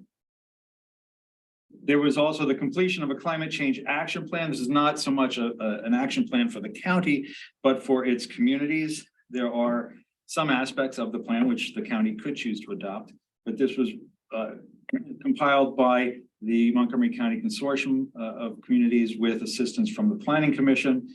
John Lesher led that effort. The plan, as I said, is a plan for the communities to address their impacts on climate change. And then lastly, I just put together kind of a catch-all stormwater management, water quality and flood mitigation category. One major achievement there is the acquisition of 2 grants through ARPA, one for implementing the water quality improvement plan in the Wissahickon. And we're seeing some projects being awarded shortly from that funding program. Green stormwater infrastructure programs to improve water quality in the Wissahickon Creek. And secondly, Montgomery County's stormwater planning process. As you may know, the DEP's stopped funding the Act 167 plans about 10 years ago, and it's been very difficult to move anything forward. And this is not a huge amount of money, but it's something to help us, and it's something we've been looking for a number of years to help move along the stormwater management program. So we'll be looking at our existing plans and what can be done in the future, but acquiring those grants was a big plus for us this year. Moving ahead into what we'll be doing next year, we have a vulnerability analysis. You've heard about that. John Lesher was involved in that too. And we're looking at implementation. We've selected 2 super blocks of areas that have a potential risk well above the average. And this is risk to the impacts of climate change, specifically heat islands and flooding. One in Abington, one in Norristown. And we'll be working through the specifics of those 2 super blocks that made them rise to the top, so to speak, in terms of vulnerability, so that we can choose mitigation measures that are specifically focused on those characteristics. We're in Abington. This has a pointer, but that kind of curving red area there, that You not see that like the Willow Grove area, I guess. It's a little south of the Willow Grove area, if I remember right. John, do you remember specifically? It is south of the Willow Grove area. I cannot tell you off the top of my head exactly. Steve, if you remember, there's 12 characteristics of disadvantaged communities that the VRPC put together, and it could be anything from gender, ethnicity, single parents, age, a number of characteristics, and those characteristics identified disadvantaged areas that then we overlaid with potential for heat island and flooding. Definitely don't allow genders. Yeah, no genders in that would cover the whole township. Crestmont? No. Is that your Yeah, it could Crestmont? be Crestmont, yeah, that's That might be, No genders. That sounds. right. Yep. Moving right along, We'll continue with our stormwater management and water quality and flood mitigation programs. As I mentioned, the Wissahickon here on the left, we'll be implementing projects. We'll be looking at the stormwater management plans for the other watersheds. And I just want to mention Crystal Gilchrist, who used to work here, and I had been discussing what could be done for the Perkiomen watershed. You see it on the right. And at the same time, we worked with Representative Joe Webster.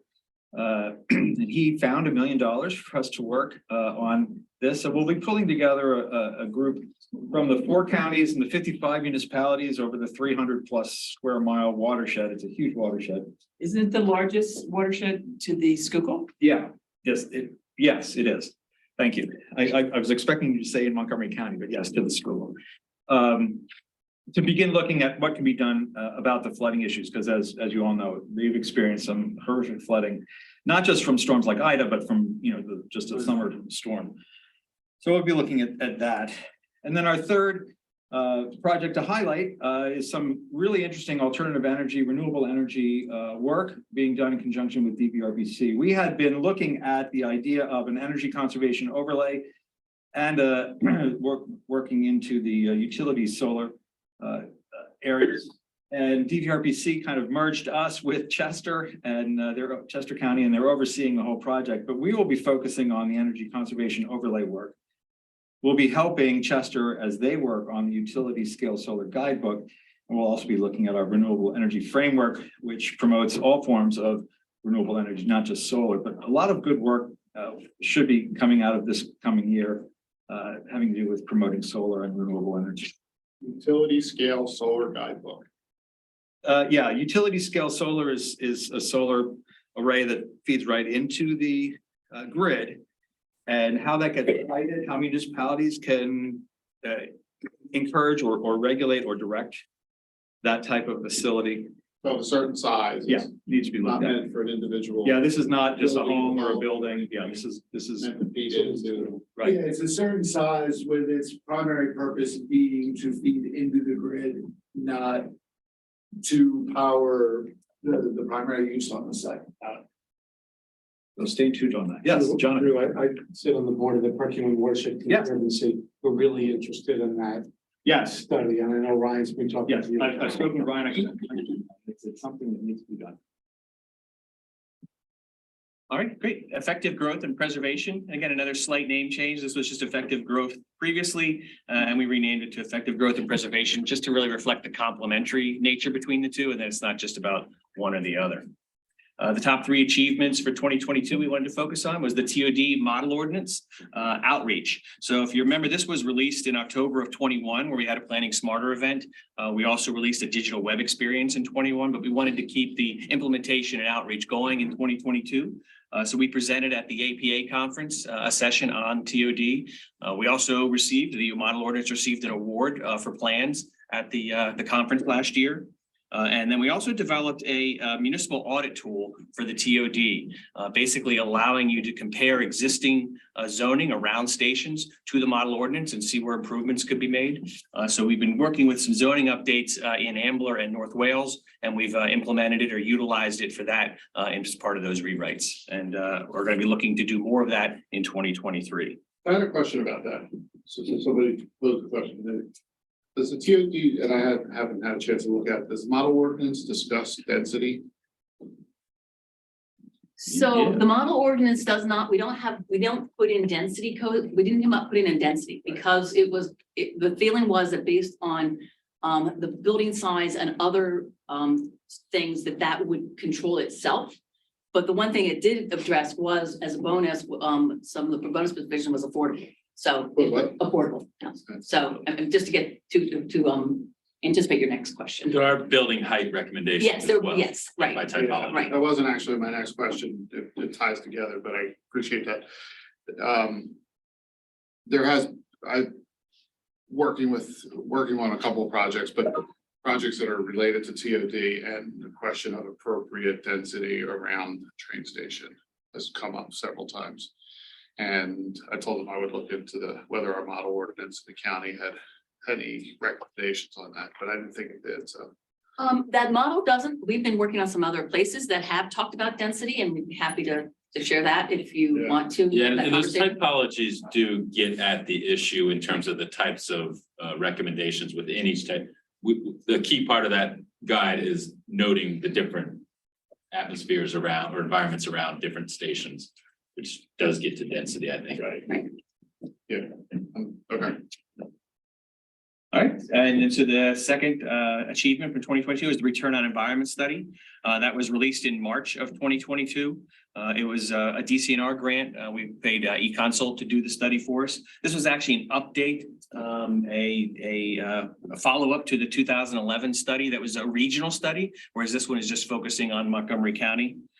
And so we did have an October 22 Planning Smarter event for this topic. And speaking as a community planner, this is a really good persuasive tool for us when we're talking about preservation, because it really does highlight the community economic benefits to preserved open space, particularly for individual residents and their home values. The last one was the school district enrollment. We did see a resurgence of demand for these in 2022. We completed 5 enrollment projection studies in 2022. Some of the artificial declines due to COVID have made the projections a little bit more challenging, but the school districts are really wanting to revisit this and get a better handle on where their enrollment is going. And a couple projects that we're going to be focusing on in 2023. So Lower Gwinnett, we initiated a new contract with them in September, mainly to do a comprehensive plan update. But they did have recent changes. 2 key properties in the township were purchased by a single owner, and they want to look at those in greater detail. They know those owners are going to be looking at them for some master planning and potentially coming to them for some zoning changes. So they want to be more proactive and look at them on their own from a municipal standpoint and try and find out what they want to see those properties be, what they want to get out of those properties, so that they can have a more informed discussion when potential zoning requests come into them. So the end of this month is actually going to be a kickoff meeting for that comprehensive plan and the beginning of that focus area discussion. And just if you're interested, I guess it's the Springhouse Innovation Park and this property here, which it used to be Gwinnett Mercy and Merck. And so those are 2 big key properties within the community. And again, the focus areas are going to hopefully really inform them on how they should be approaching those moving forward. Another topic is the official map municipal guide. This is a really underutilized tool, the official map. It's authorized by the municipalities planning code, but not a lot of municipalities have implemented it. We do have a few in the county that have. Limerick Township is actually in the process of updating theirs right now. But we have had questions from other communities about the use of it. So we want to provide a short guidebook basically on what it is and how to utilize it and answer some of the specific questions we get from our municipalities in Montgomery County. We also want to take a real focus on the legal aspects of it, because that's where it gets tricky in how you implement it and put something on a map and when somebody wants it off and what the municipality's responsibilities are. So we want to clarify that and get some education out on the best way to utilize this resource. And the Food Policy Council, I'm going to hand over to Ann, and she can talk about this and transition into her next section. Thank you, Eric. Okay, so Drew mentioned his ARPA projects. This is one of mine. The ARPA funds, we've been granted about $1 million to move ahead with a food policy council for the county, which is still something I'm working on trying to shape. That will be most useful for the county going forward. But the idea is that we're looking to have someone put in place that can keep tabs on all of the food related work the county does, not just the farmland preservation program work that we do here, but also the nutrition outreach and urban gardens that the Health and Human Services Office creates through their Office of Community Information and Education. We have a lot of grant pass-through monies that come through our Office of Senior Services that get utilized by SHARE, and SHARE also has been given several grants over the last year to build an emergency food distribution hub out of Lansdale. So there's a lot going on, and we're looking to advise the county on how to best move forward with a lot of these ideas. That being said, I'm going to move on to housing attainability. This is a topic we talk about a lot here, just, 10 minutes ago. Comes up a lot in our meetings, and it's important for the planning commission to try to move forward with some of the ideas that we have been talking about over the last couple of years. Our 3 achievements from 2022, our first one is data report integration with Homes for All. Homes for All is our housing affordability strategy plan. And one of the things that we have been working on over the last year is making sure that our existing data products have information about Homes for All in the reports. So we're keeping the message consistent and tying our data into the goals for the Homes for All program. We've also, I think, really solidified a Homes for All staff structure. We coordinate regularly with the Office of Housing and Community Development and the Commerce Department on Homes for All. And Kaylee Silver, who's the administrator of the Office of Housing and Community Development, has really taken a strong position in working on some of the projects that are an outgrowth of the Homes for All plan. And also the third project that I'm listing here as a top achievement is the dedication of ARPA funds toward Homes for All initiatives.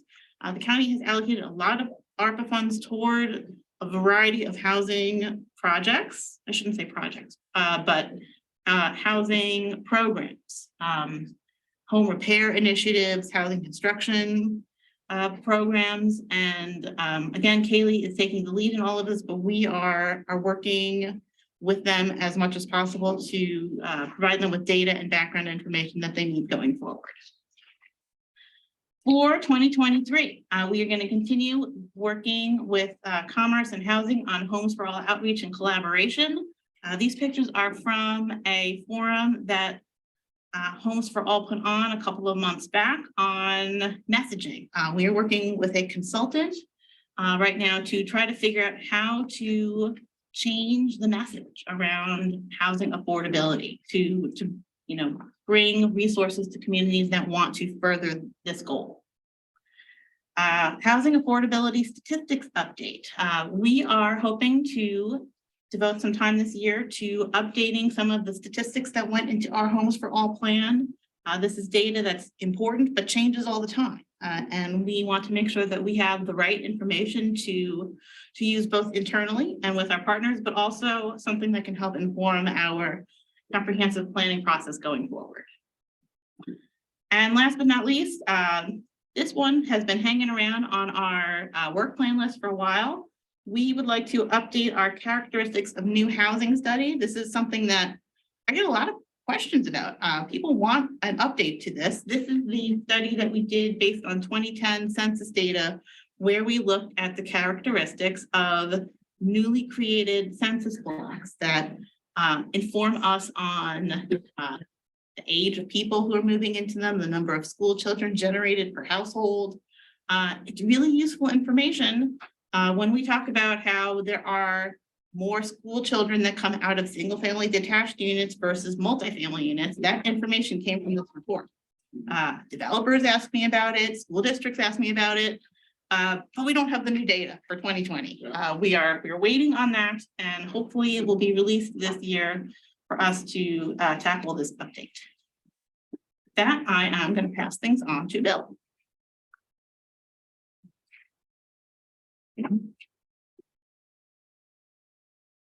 Morning, everyone. I'm great, thank you. So as the name implies, I'm going to be talking about the county trail network. I would just say with this title slide that when we talk about the county trail network, this is the network that if you look at our primary trail network plan that's in the comp plan, or the one that we use to guide us generally. These are county arterial trails. The majority of them are circuit trails, and they really don't encompass what I would call local trails or connectors into those primary county arterials. So looking back at 2022, it's safe to say that our projects that we accomplished represent the full pipeline of trail development. I just want to highlight a few. I think, as Drew said, this doesn't mean that these are the best or the brightest, but these are just 3 representative projects that came out of 2022. We did do a number of feasibility studies, 2 of which are represented on this slide. The Cross County Trail East advanced feasibility study was a study that looked at the segment of the proposed cross-county trail running from where Welsh Road and Dreshertown Road meet at the top of Upper Dublin Township, and that 5-mile segment of the cross-county trail all the way to where it would connect into the Pennypack Trail in Upper Moreland. And so that was a feasibility study that was performed that identified a preferred alignment for that trail.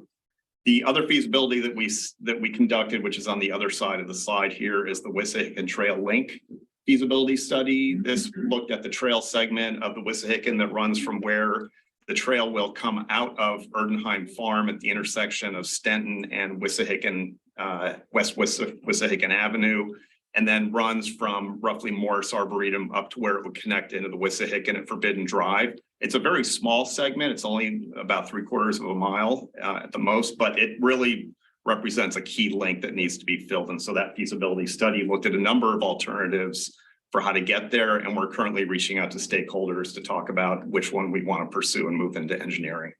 And then the third accomplishment from 2022 that I wanted to point out was the Pennypack Trail Extension Project, which basically is the segment from Byberry Road up to where the trail hits County Line Road and then moves into the Newtown Rail Trail, which is about a 2.5-mile segment in Bucks County. That project was essentially finished in 2021, but we had the Golden Spike ceremony in 2022. Many of you went to that ceremony. This was an exciting moment for all the commissioners from both counties and a lot of trail advocates, and it was a really bright moment in the overall regional trail network world. So that happened in April this past year. And on the topic of Golden Spike moments, I'm going to move now into 2023. That's kind of the theme going forward. We're going to be having the completion and opening of the Chester Valley Trail in the coming weeks. I would say probably mid to late February, early March. We're dealing with some last minute details on that, but if you've driven in that area, you'll see that it's largely completed. We're putting up signage and final fencing. This will connect the Chester Valley Trail from where it currently ends in Upper Merion Township and where it connects into the Schuylkill River Trail at the Trail Junction Center in Norristown. Huge project regionally. People are already out using it, even though they shouldn't be. And if you're listening, don't use it because it's not officially open. But I see, when I drive it, I see people. I know, I keep getting emails from people. Yeah, I know people like you. And I keep getting emails like, hey, I just wrote it. And I'm like, that's great, but you really shouldn't be doing that. Shouldn't be on there. I said, Bill, let me. That's for the record, I never said that, but anyway, this is, just stay tuned for when this is going to open. You'll all be invited to the ribbon cutting and it'll be a big deal. The other kind of golden spike moment is going to be when we move the 422 connector of the SRT into construction, which we hope to do mid-year this year. We're wrapping up final design and engineering. This will be where, this is the last segment of the SRT to be built in Montgomery County. And this is where it will tie into Chester County's side of the SRT, which then runs down the river to the south and east. So that connection of the two county pieces will be huge. And then lastly, the Trail Junction Center, which I just mentioned, this is at the nexus of the Chester Valley Trail and the SRT in Norristown. This is a project where we're taking this abandoned freight station that the county has owned for a number of years. We're currently doing renovation plans for it. We hope to wrap those up mid-year this year and move this into construction renovations in the middle of 2023. We're currently in the process of discussing a management and governance structure for this building because we understand you can renovate it, but if you don't have a plan in place for how to use it and manage it, there's no point in renovating it. So we're currently investigating that pretty carefully as well. So with that, I'm going to throw it to Matt. Thank you, Bill. Good morning, board. We're getting towards the end of the focus groups here. We will move through transportation evolution as efficiently as possible. Just a reminder, transportation evolution recognizes that as our communities are changing, so are our transportation needs, the desires of our residents, how they want to get around. There's a lot of things in the greater society of America that is also changing transportation. So there's a lot of things in here, but diversity is really the key word that we tend to use when we talk about what transportation evolution means. Diversity. Evolution is a good word. It's a great word. It's a great word. Diversity is also a huge buzzword. Love it to be a revolution, but evolution is much more. Well, there are small scale revolutions happening in transportation every year. So we'll get into how some of those affect some of our projects here as well. So there are three things that we feel, our team feels that we really did accomplish here in 2022.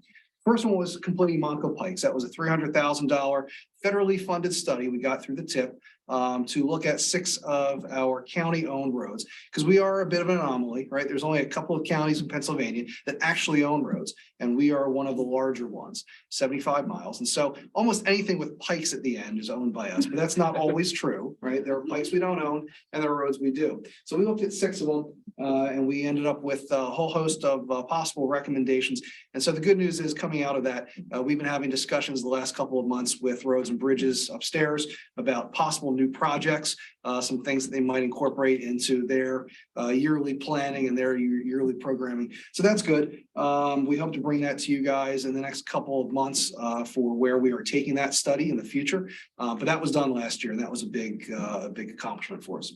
Second one was equally big, Ridge Pike Improvement Project Section D. That's the piece in White Marsh and Springfield Townships, closest to Philadelphia. Dulcie's rolling her eyes because she must have driven through it recently. My mother lives in Cathedral Village. I drive through it at least once a week. There you go. Not at rush hour. Not a rush hour. Don't do that. So it's down to 1 lane in each direction. We finally got it out the door last year, which is huge. Now, the downside is we've spent the better part of a year working with the utility companies to relocate their underground and above ground utilities. If you've ever seen the 202-600 project through central Montgomery County, you know that's a 7-year project because they had to spend the first 2-3 years moving utilities. We're not that bad, but we're in the same boat. That's always happens when you widen the road a little bit. But the good news is, like I said, we got it out the door. The county invested 100% of their funds to do this, to get it off of the tip, to not have to go through all the hoops and everything of the NEPA process. And we're happy to say that we got it out the door in about 7 years. Through design, right of way, which, you know, you'll laugh, 7 years takes forever. But when you'll see in a couple of slides, we've got a project that's 20 years in the making. So 7 is fast. Evolution. Yes, slow evolution. And then, of course, and that, by the way, is a $14 million project. Again, all county funding, big deal. And the last one is an equally big deal, but for different reasons, for political reasons, small p political reasons. The SRPRA is the Schuylkill River Passenger Rail Authority. So coming out of a study that Berks County did a couple of years ago to try to get some momentum on getting rail service out from Philadelphia to Reading through Pottstown, Royersford, Phoenixville, King of Prussia, other places, many of which are in our county. They were able to sort of marshal Berks, Chester, and Montgomery County to create a 3-county authority. And their goal is more or less to be able to receive and spend money, and more importantly, to be a partner with Amtrak. The IIJA has a lot of money in there to establish intercity passenger rail, and that's the most viable way forward here.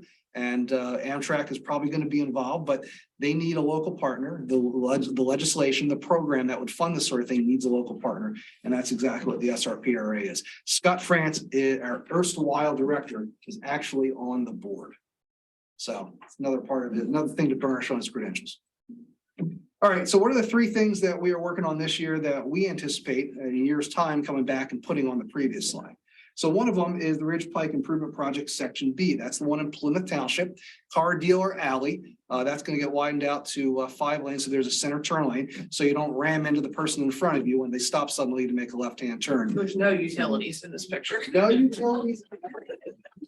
No, those poles, those are not real poles. It's all mirage.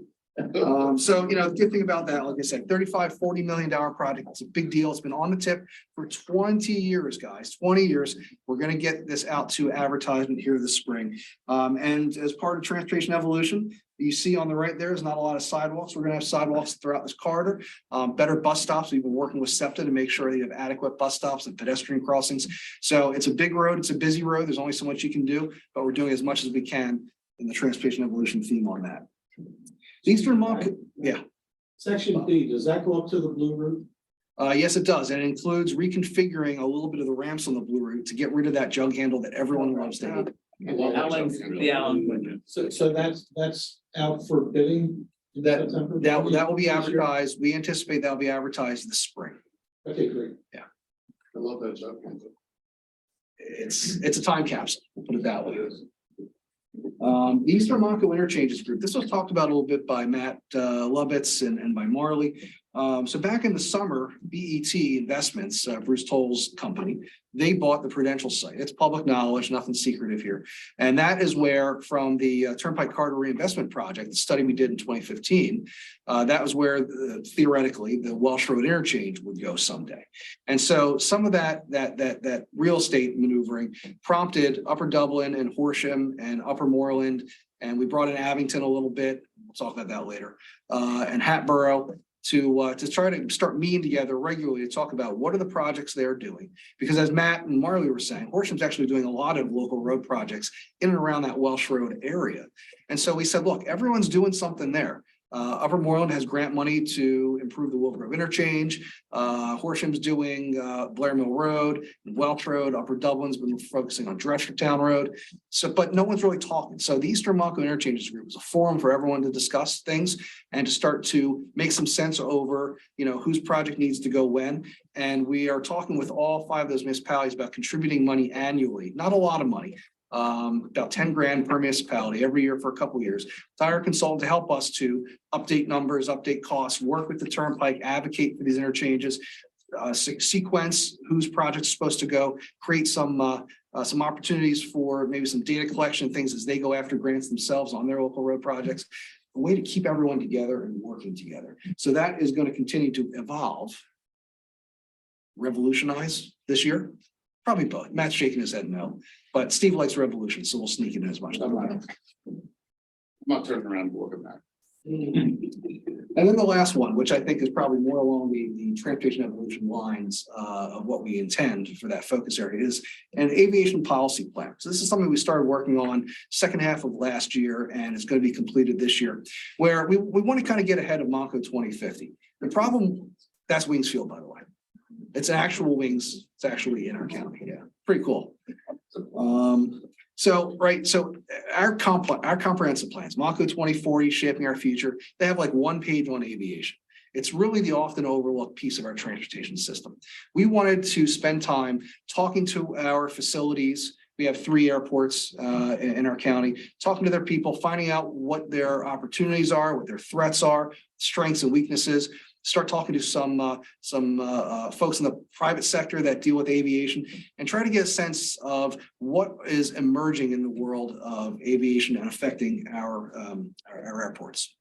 So we're distilling all of that stuff and we're going to put it into a policy plan that ends up, in our view, being a forerunner, some of the issues and recommendations that we may end up making in Montco 2050. Rather than waiting until that process gets underway and then forgetting about airport planning, we want to do a little bit of that now. It's not going to be a heavy document. It's not going to be a big document. It's probably going to be pretty thin, pretty concise and succinct.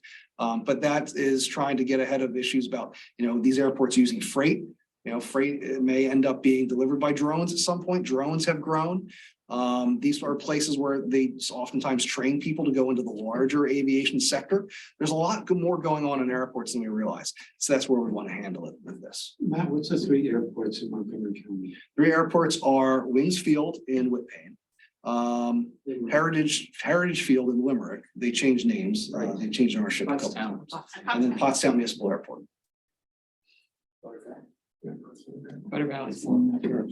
Yeah, and some have gone out of business in the last 10 years too. I'm doing the skip out, is that closed? That's gonna be a housing development. Yeah. So we've lost a number of them over the decades, but there's 3 left and now they sort of pared back and they're starting to grow again. So we'll deal with that in this plan. And with that, I'll turn it over to Patty to start taking us to the end. Thanks, Matt. I'm gonna play cleanup for the 7 focus topics, the 7 focus topic areas. So planning technology and expansion and tools. This encompasses how we communicate, how we engage our audience, and ultimately present our work. And we're always trying to develop new and more effective ways to reach people and present information in an understandable manner.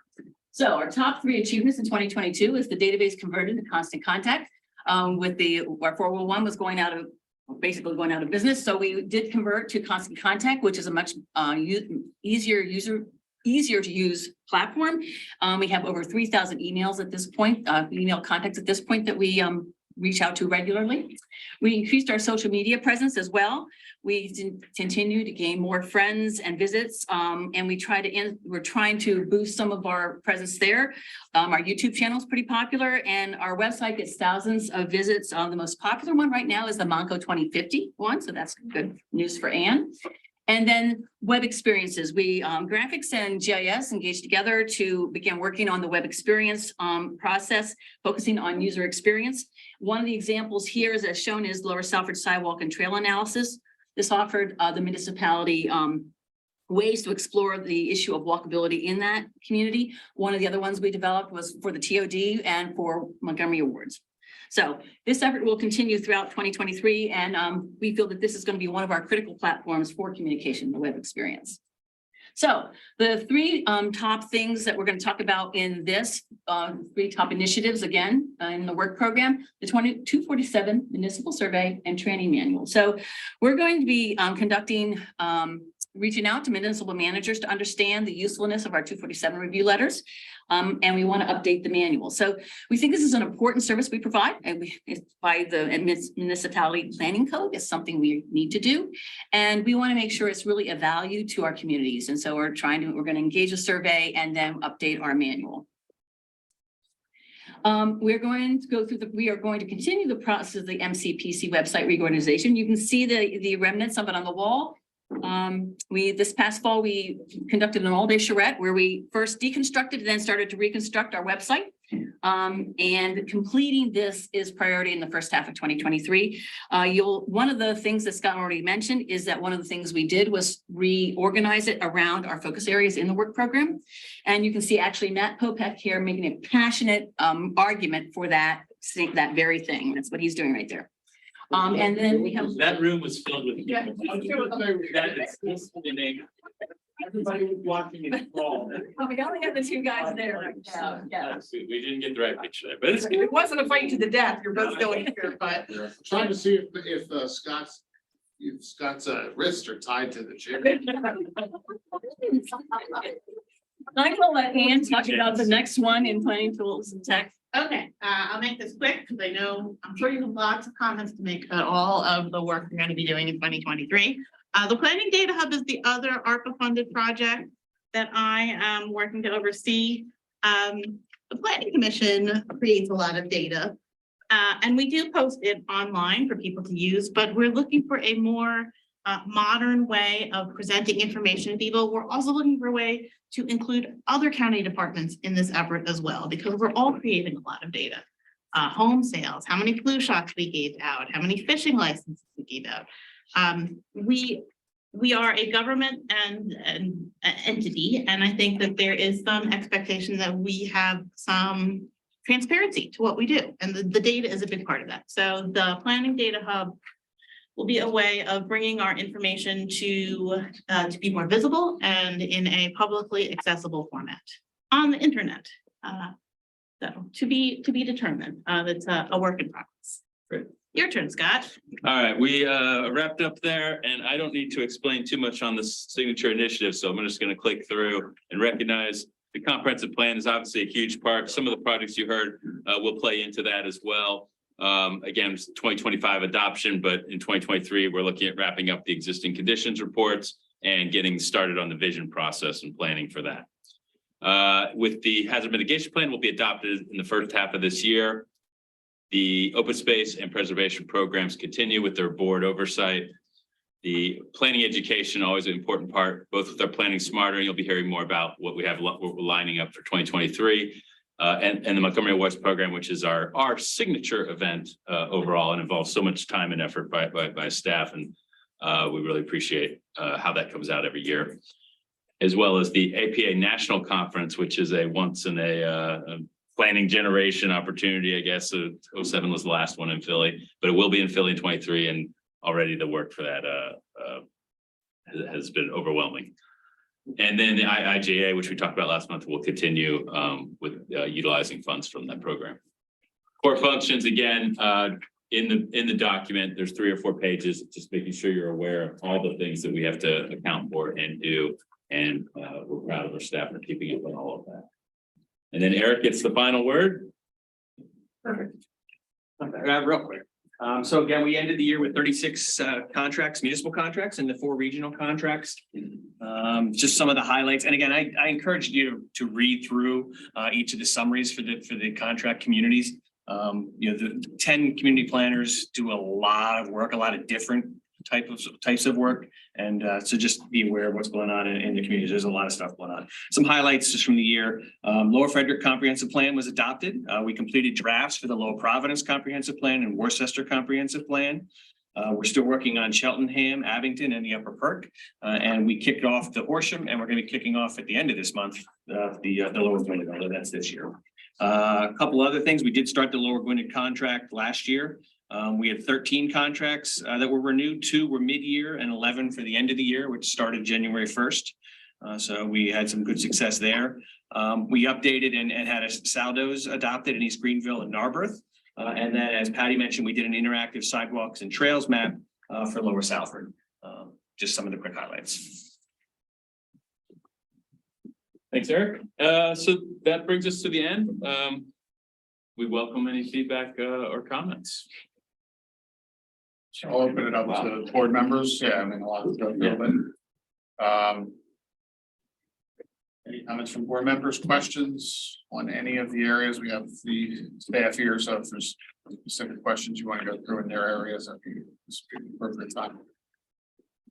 Any flashing lights for something that we need to put more energy forward, or something that we need to adapt and change to?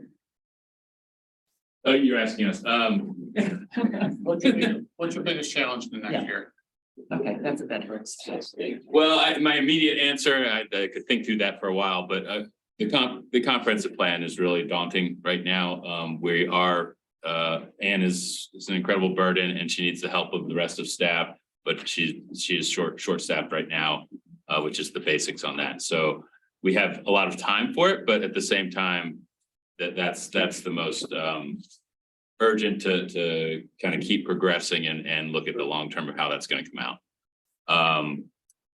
As far as issues, I think it kind of goes across the board issues. We're so involved with very specific actual capital type projects through our sections, more so than ever before. Right. And that takes a lot of time you don't always see, but we feel, and kind of unfortunately can pull away from some of the planning aspects, but that's our goal, our responsibility is to keep that planning going while those implementation projects go through. So some of that's working with our administration as well. But I do think, to finish that answer, the notion of change, which we've talked about in the comprehensive plan being important, is really evident in everything. Like, there's been these planning concepts, these basic smart growth principles that we've been holding on to for 20 years or so, and have made great progress towards making changes in the county to address them. But the status quo of what we thought was maybe progressive at a time is also under question right now, and things are shifting. Employment pictures, as just with the work at home and all that, is really changing a lot of things. So it's how to deal with that in the moment, and then also for the long term, because not everything is permanent. That's what I'm most what I think I have to spend time on with staff, getting answers to, and figure out directions to take with going forward this year. Yes. I think this is more Drew. I noticed when down in Montclair, you're raising a house at 10 or 12 feet. I know down on the Jersey Shore, there was a lot of FEMA money available for people raising the buildings out of the flood zone. Is that also available? Sure, it is, and it's available to the municipality. The county sometimes gets involved in helping the process along with, goes directly to the municipality to help that particular homeowner. It's a very long process, unfortunately. It can take over a year for that money. Longer if there's raising the building, like destroying the building, destroying the floodplain. It's a long process, but there is money available, and like I showed you the picture of it, there's several properties around the community being elevated. And FEMA is also buying out properties, right? FEMA does buy out the property. Well, they pay for the money they pay for the municipality to buy it. Okay. One of the problems if, you know, and this goes to the cost of housing, they buy out the property, they go to get another property, and they're gonna have to pay, you know, hundreds of thousands of dollars more. Right, that homeowner has to find a place to live. And as I said, the process sometimes takes so long that the homeowner's like, well, you know, I've been out of my house for a year. Right. How much longer? And they just give up on it. So it's something should be done to. You said give up, how they give up, they just said. They say, well, either, in some cases, they just give it up for a loss, but in some cases, they just go in and repair the house to where they can live in. Where it's gonna be flooded. It's gonna be flooded again. Because they have no other place to go. Right. Which is Any- unfortunate. You have something else, John? Yeah, I wanted to talk about the Homes for All program. I really don't know how we relate to that. But last time when there was had a woman come in and present, I followed up with her.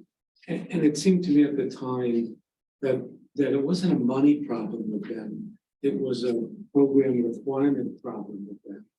The housing market at the time was so go that people who were looking to take advantage of the program and get some money couldn't meet all the requirements before the house was sold. You know, so I mean, the market's cooled down a little bit now. I don't know how we're involved with this. That's my question. But maybe we could re-examine the program guidelines and requirements to allow more people to get into the program. Because again, this woman said, it's not a money problem. Whenever they have an applicant who's gone through the process, the money's there. It seemed to me it was more of a requirement problem to get people into the program. I think that's correct. I think you're right on with a lot of that. I think in addition, and I think Kaylee, the woman you're speaking of, would also probably emphasize more now, having through the last 6 months, not just the money, but the the NIMBY aspect to it. And you have to have the willingness of the officials that are regulating that area not to get in the way or to create barriers if there is a desire not to see a specific type of housing or project. That's what the current consultant is working on, the Changing Hearts and Minds effort, and it's going to be really a focus of this year. So the programs that are in place, which we'll be helping with through ARPA, do have money attached, and I don't think I think you can always use more money since this issue, but it's an incredibly hard and complex issue because it involves regulations that we don't control, nor do municipalities in some cases. There's state opportunities there. It's both though. It's also getting the local entities to allow it, basically. And that our efforts are, our time will be going towards that, but not just us. Is kind of the point. No questions, but we do want to thank staff. This has come a long way in the past year since we started talking about this, out at the last Montgomery Awards, the other months.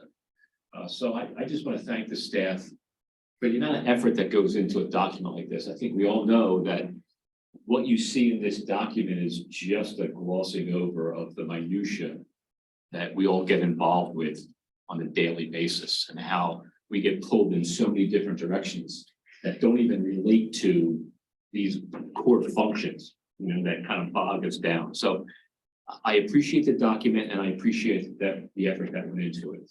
The one area that I'm really interested in, not that they're all not important, in my world is the communication piece where Ann talked about all those different dashboards or whatever you want to call them that provide the information available to people looking for information. And I think that has a lot of possibilities.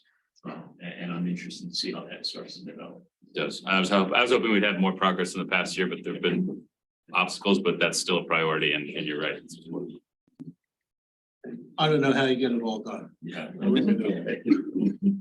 don't know how many staff members do you have? Well, right now 39. Anything else? Chelsea, Nicole, Jill? Sure, I have a quick comment. I just wanted to point out to Drew regarding the environmental justice grants that are available through the US EPA. US EPA has put out $100 million of grants that are available. The opportunity, the window on that opportunity closes April 10th, 2023. And there are government to government grants, so it's definitely worth checking out, being that some of those, I'll say, vulnerable areas have been identified in some of those county plans that Drew had mentioned. Thank you, Joe. We are tracking that, and that is something we could do. Would probably apply to the vulnerability analysis, but also some of the green stormwater infrastructure work. We can get some flood relief in some of those communities as well. Thank you. Sure. So, I think the structure of the work program, we've changed it last year. I think the structure of this is much more interactive, especially I think for input from the board, and being able to track where we are and how much work is being done. Format is great. Can't say much more than what's been said. I think my biggest concern is the amount that's being put on the planning commission shoulders, the staff shoulders, and how best to manage that, because really it comes down to just everybody's pulling you in different directions, and how that gets managed, and what the expectation level is. And I think the infrastructure stuff and the capital improvement work that you're dealing with, because of the ARPA funding and the IIJA funding that's going to continue to come, it's going to grow the burden on the planning commission and how that gets managed. And I think maybe these are some conversations we should have in the next month or so, and how we approach and how we deal with the county commissioners and people up on, and with Lee and stuff, and just try to figure out how best to support the planning commission. In my mind, that's the role the 8 of us should be playing, is how we can advocate for those resources, and and how being able to support that. So some of the work that needs to get done continues to get done, while some of the work that is being thrown on top of it can also get done efficiently and effectively. So, and I think it goes without saying, the planning commission staff is I continue to say is if not one of the most vital departments in the county government, and has so many tentacles into various aspects of the county infrastructure, internal infrastructure, and how things operate. And I think you guys show every day how much work is being done. So I appreciate it. Appreciate those comments, and I agree. So we should continue to have the conversation, because it does concern me about the amount of work that you guys are trying to accomplish, and with the resources that you currently have. And I agree with Stephen wholeheartedly, and just, you have to manage your people in a way that we don't burn them out and lose our best people, because our expectations are just unrealistic. So, any other comments? Nope. Okay, I appreciate it, everybody. Thank you. So there's no formal resolution, but I guess if you're a formal approval, what's that? We'll consider it approved. No, I would consider it approved. If that's good enough. Yeah. Yes. Yeah. Is there director's report? Yeah, it's a couple items. First and foremost, I want to introduce a new intern, Luis Rodriguez. Welcome. He's been here with us today. He is from Westchester University in the first year of the master's program there. It's going to be with us this spring, working on the model saddle ordinance, model landscape ordinance, and Patty's section. And I know, and you're from Abington as well, right? So, yeah, if there's anything you'd like to say or introduce yourself, feel. So this is going to be my second semester at Westchester. I find it very interesting. It's been a great experience. I've been working with Barry so far. He's been a great mentor. And yeah, I like what I see so far. It's pretty interesting, and glad to be here. Will you get your undergraduate degree? Political science at Washington University. What was it? Political science at Washington University. And after today, you still won't be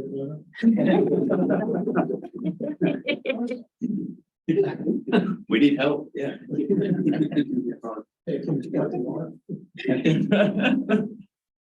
Great, thank you, Luis. Thank you. The only things I do want to celebrate, that we were, in the 1.7 trillion federal government spending package at the end of last year, included within that was an appropriation for the, cross-county trail in the Germantown Pike Bridge, which is a huge project.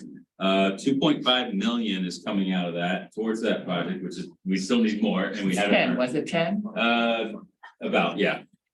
We have in our capital budget, but this will get it pushed up front and really support that effort. So we're really excited about that.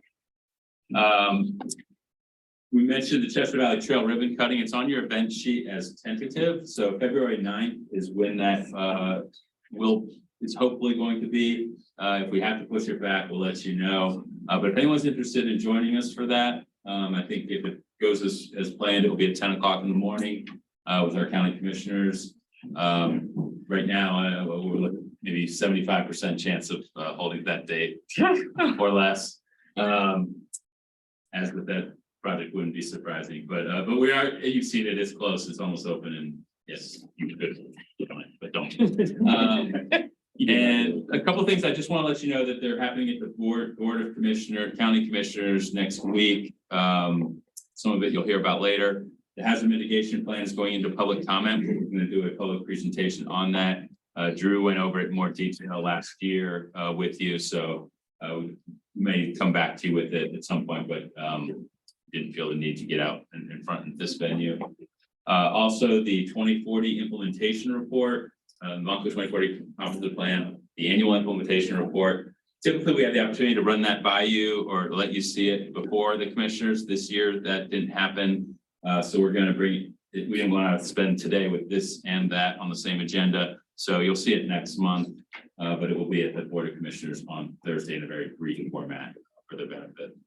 And then finally, the multi-regional greenway study has also come to its almost conclusion, but as far as administrative, it's being concluded. Commissioners will be passing a resolution to support that plan. It's been 7 years in the works, probably overall, with a lot of transition, and a lot of it has gone out and influenced regional planning already. So we're going to bring that to you in a more full, robust format, and then probably do a Planning Smarter event in the fall. Yeah, we hope we get some grants in for some of these projects. Right, so we're excited about that. And then the National Planning Conference mobile workshops have been announced or identified, selected. We have 9 that go in through Montgomery County. This is the National Planning Conference in April. Staff is working in some component on all of those, and really excited. Patty's name shows up all over the place, and she's on the committee, so heads up the mobile workshop committee. So big kudos to her and everything she's doing in getting us these opportunities. We're certainly leading the area. If you want to talk to her after the meeting, Stephen, she'll tell you how Montgomery County I wrote down the numbers just for you, Steve, just so you know. compared to our neighbors. So anyway, that's good. And you have the events. The last event I'll mention is on February 2nd. John Ernst has invited me to speak at the Consortium of Communities to present an overview of the upcoming year from the Planning Commission's perspective. So we'll be using that opportunity to promote and highlight a lot of the initiatives we're working on this year with the managers. That's all I have. Any surprises with the county's budget? The last meeting you were away. Right, yeah, no, it was generally, we were worried about a few things, and certainly that it was a tighter budget than in past years for a lot of reasons. Most of our projects on the capital side receive funding. There's some questions beyond this for the next year cycle that I think we'll be talking about over the 2023 with where funding goes, but we got some comprehensive planning consultant work funds put in, which was new to our operating budget. So as far as keeping everything up at the regular level, I think we were happy to achieve that as well as the projects in the capital budgets. Overall good, and the staff was supported with a salary increase that was above and beyond previous years. And I guess the last point to bring up is we are actively looking for another member of the board to take Charlie's seat. Kind of went on, didn't do much with it towards the end of the year. It's a difficult time to start looking, but we are looking. I've had some conversations with Lee and with Scott. We are trying to focus on somebody maybe with, if you have anybody in mind. We talked about a land use attorney, some names have been given to me. I talked to Matt Edmonds about it. Or somebody in the development community is a possibility. And we also thought about somebody who would represent like a community organization who is, activated for, development reasons, either in a specific community or in county general, would be a good fit. We don't have too much of a geographical need. The board is pretty well positioned throughout the entire county. So that's not necessarily a point. So if anybody has anybody in mind, please pass along. We'll start looking at having conversations with potential board members in the next couple weeks. Hopefully. So, okay. And with that, if there's nothing else from anybody, we'll be adjourned. Steve, I'll just add to Scott's update. Actually, we got a second earmark from the federal funding appropriations from last year. And it's probably my fault for not giving Scott the heads up. Pottstown, Eastone Boulevard, which is something that our staff worked extensively on. They got a $3 million earmark for that. Nice. They're not gonna pay for the whole project, but it gets it started. That's what it's great. Okay, we're adjourned. Thank you, everybody. Thank you.